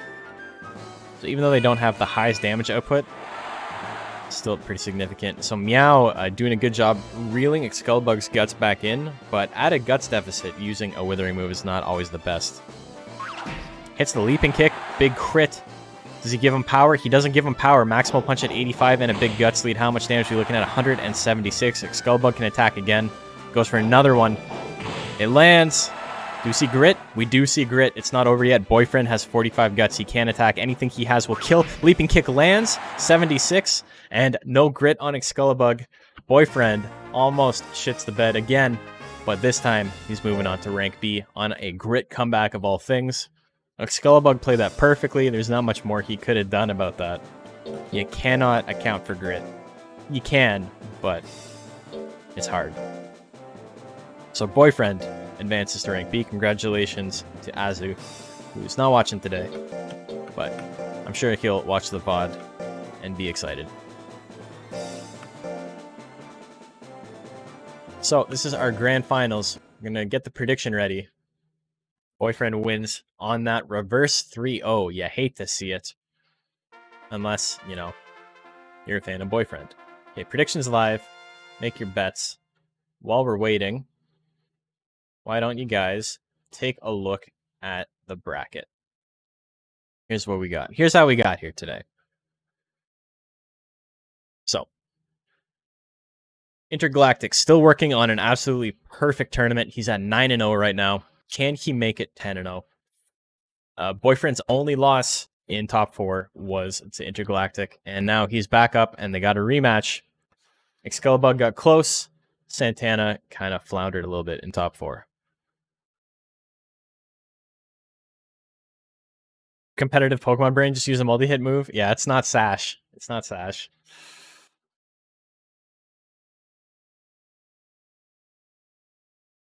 It wouldn't even be Sash. It would have to be Focus Band. Sash is only from full health.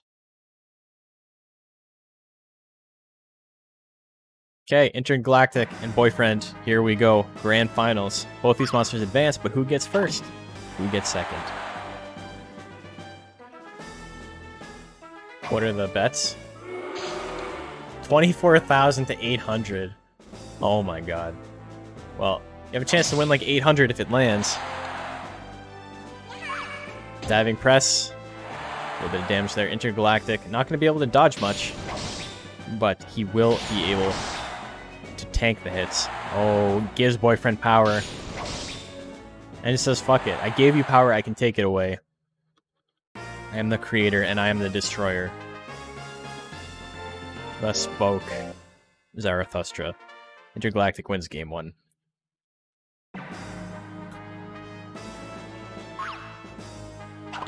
Punch him in the kneecaps. He's okay with it sometimes. Sometimes it makes him real angry, though. Flash Slash. Boyfriend. Having no speed and no life and doing this well is just bizarre. Boyfriend is a really interesting build.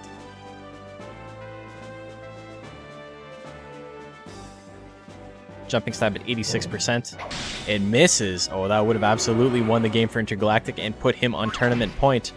But he misses. So now we're back up to 45 guts on both monsters. Meow would be really detrimental for Intergalactic here. He goes for cut in 2. That misses at 75. Boyfriend. Dip, duck, diving, and dodging. There's the Meow. It's not enough to kill. Minus 30 guts, though. Boyfriend is in an incredibly good spot right now. Any attack will win it for him. Goes for diving press. It lands. Grit or no grit will not matter. Boyfriend wins game 2. This is not going to be a shutout.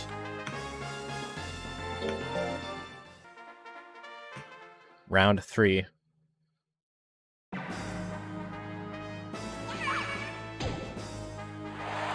There's only one other game against Excalibur that Intergalactic did not win 2-0.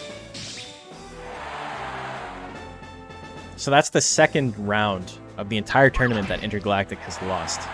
He had not lost a round to Boyfriend before this. Jumping stab at 84, this time it lands. 200 damage clean, and now Intergalactic is on tournament point. 1 win away from winning the whole thing. He does have a pretty aggressive spread. Meow lands. Decent amount of withering. Makes him angry, though, and this is not what Boyfriend wants. So basically, he gave his opponent an advantage for little gain on his side. Flash Slash lands at 80, 125 damage. Boyfriend above half health. Cut in 2 lands as well. Boyfriend at 100 even. Just outside of power range. If he had literally done 1 more damage, he could have potentially procced power. I mean, obviously power is not guaranteed.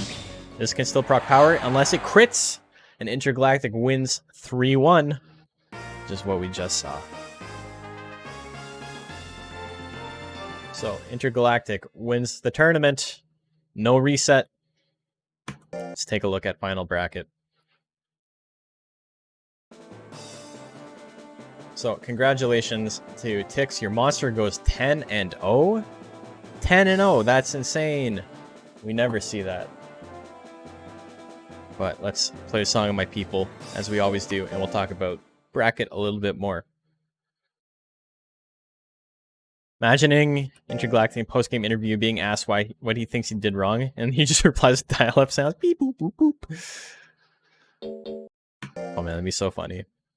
So what could you have improved on today? Bidoo, bidoo, bidoo. Anyway. Thank you guys for watching another one of the Monster Venture Battle Leagues. Today's going to be a little bit of a shorter day. We're not going to do a second bracket because I got to get up and walk around so my legs stop feeling like they're on fire. This wasn't a tournament. It was a slaughter. It was pretty one-sided. This was kind of brutal.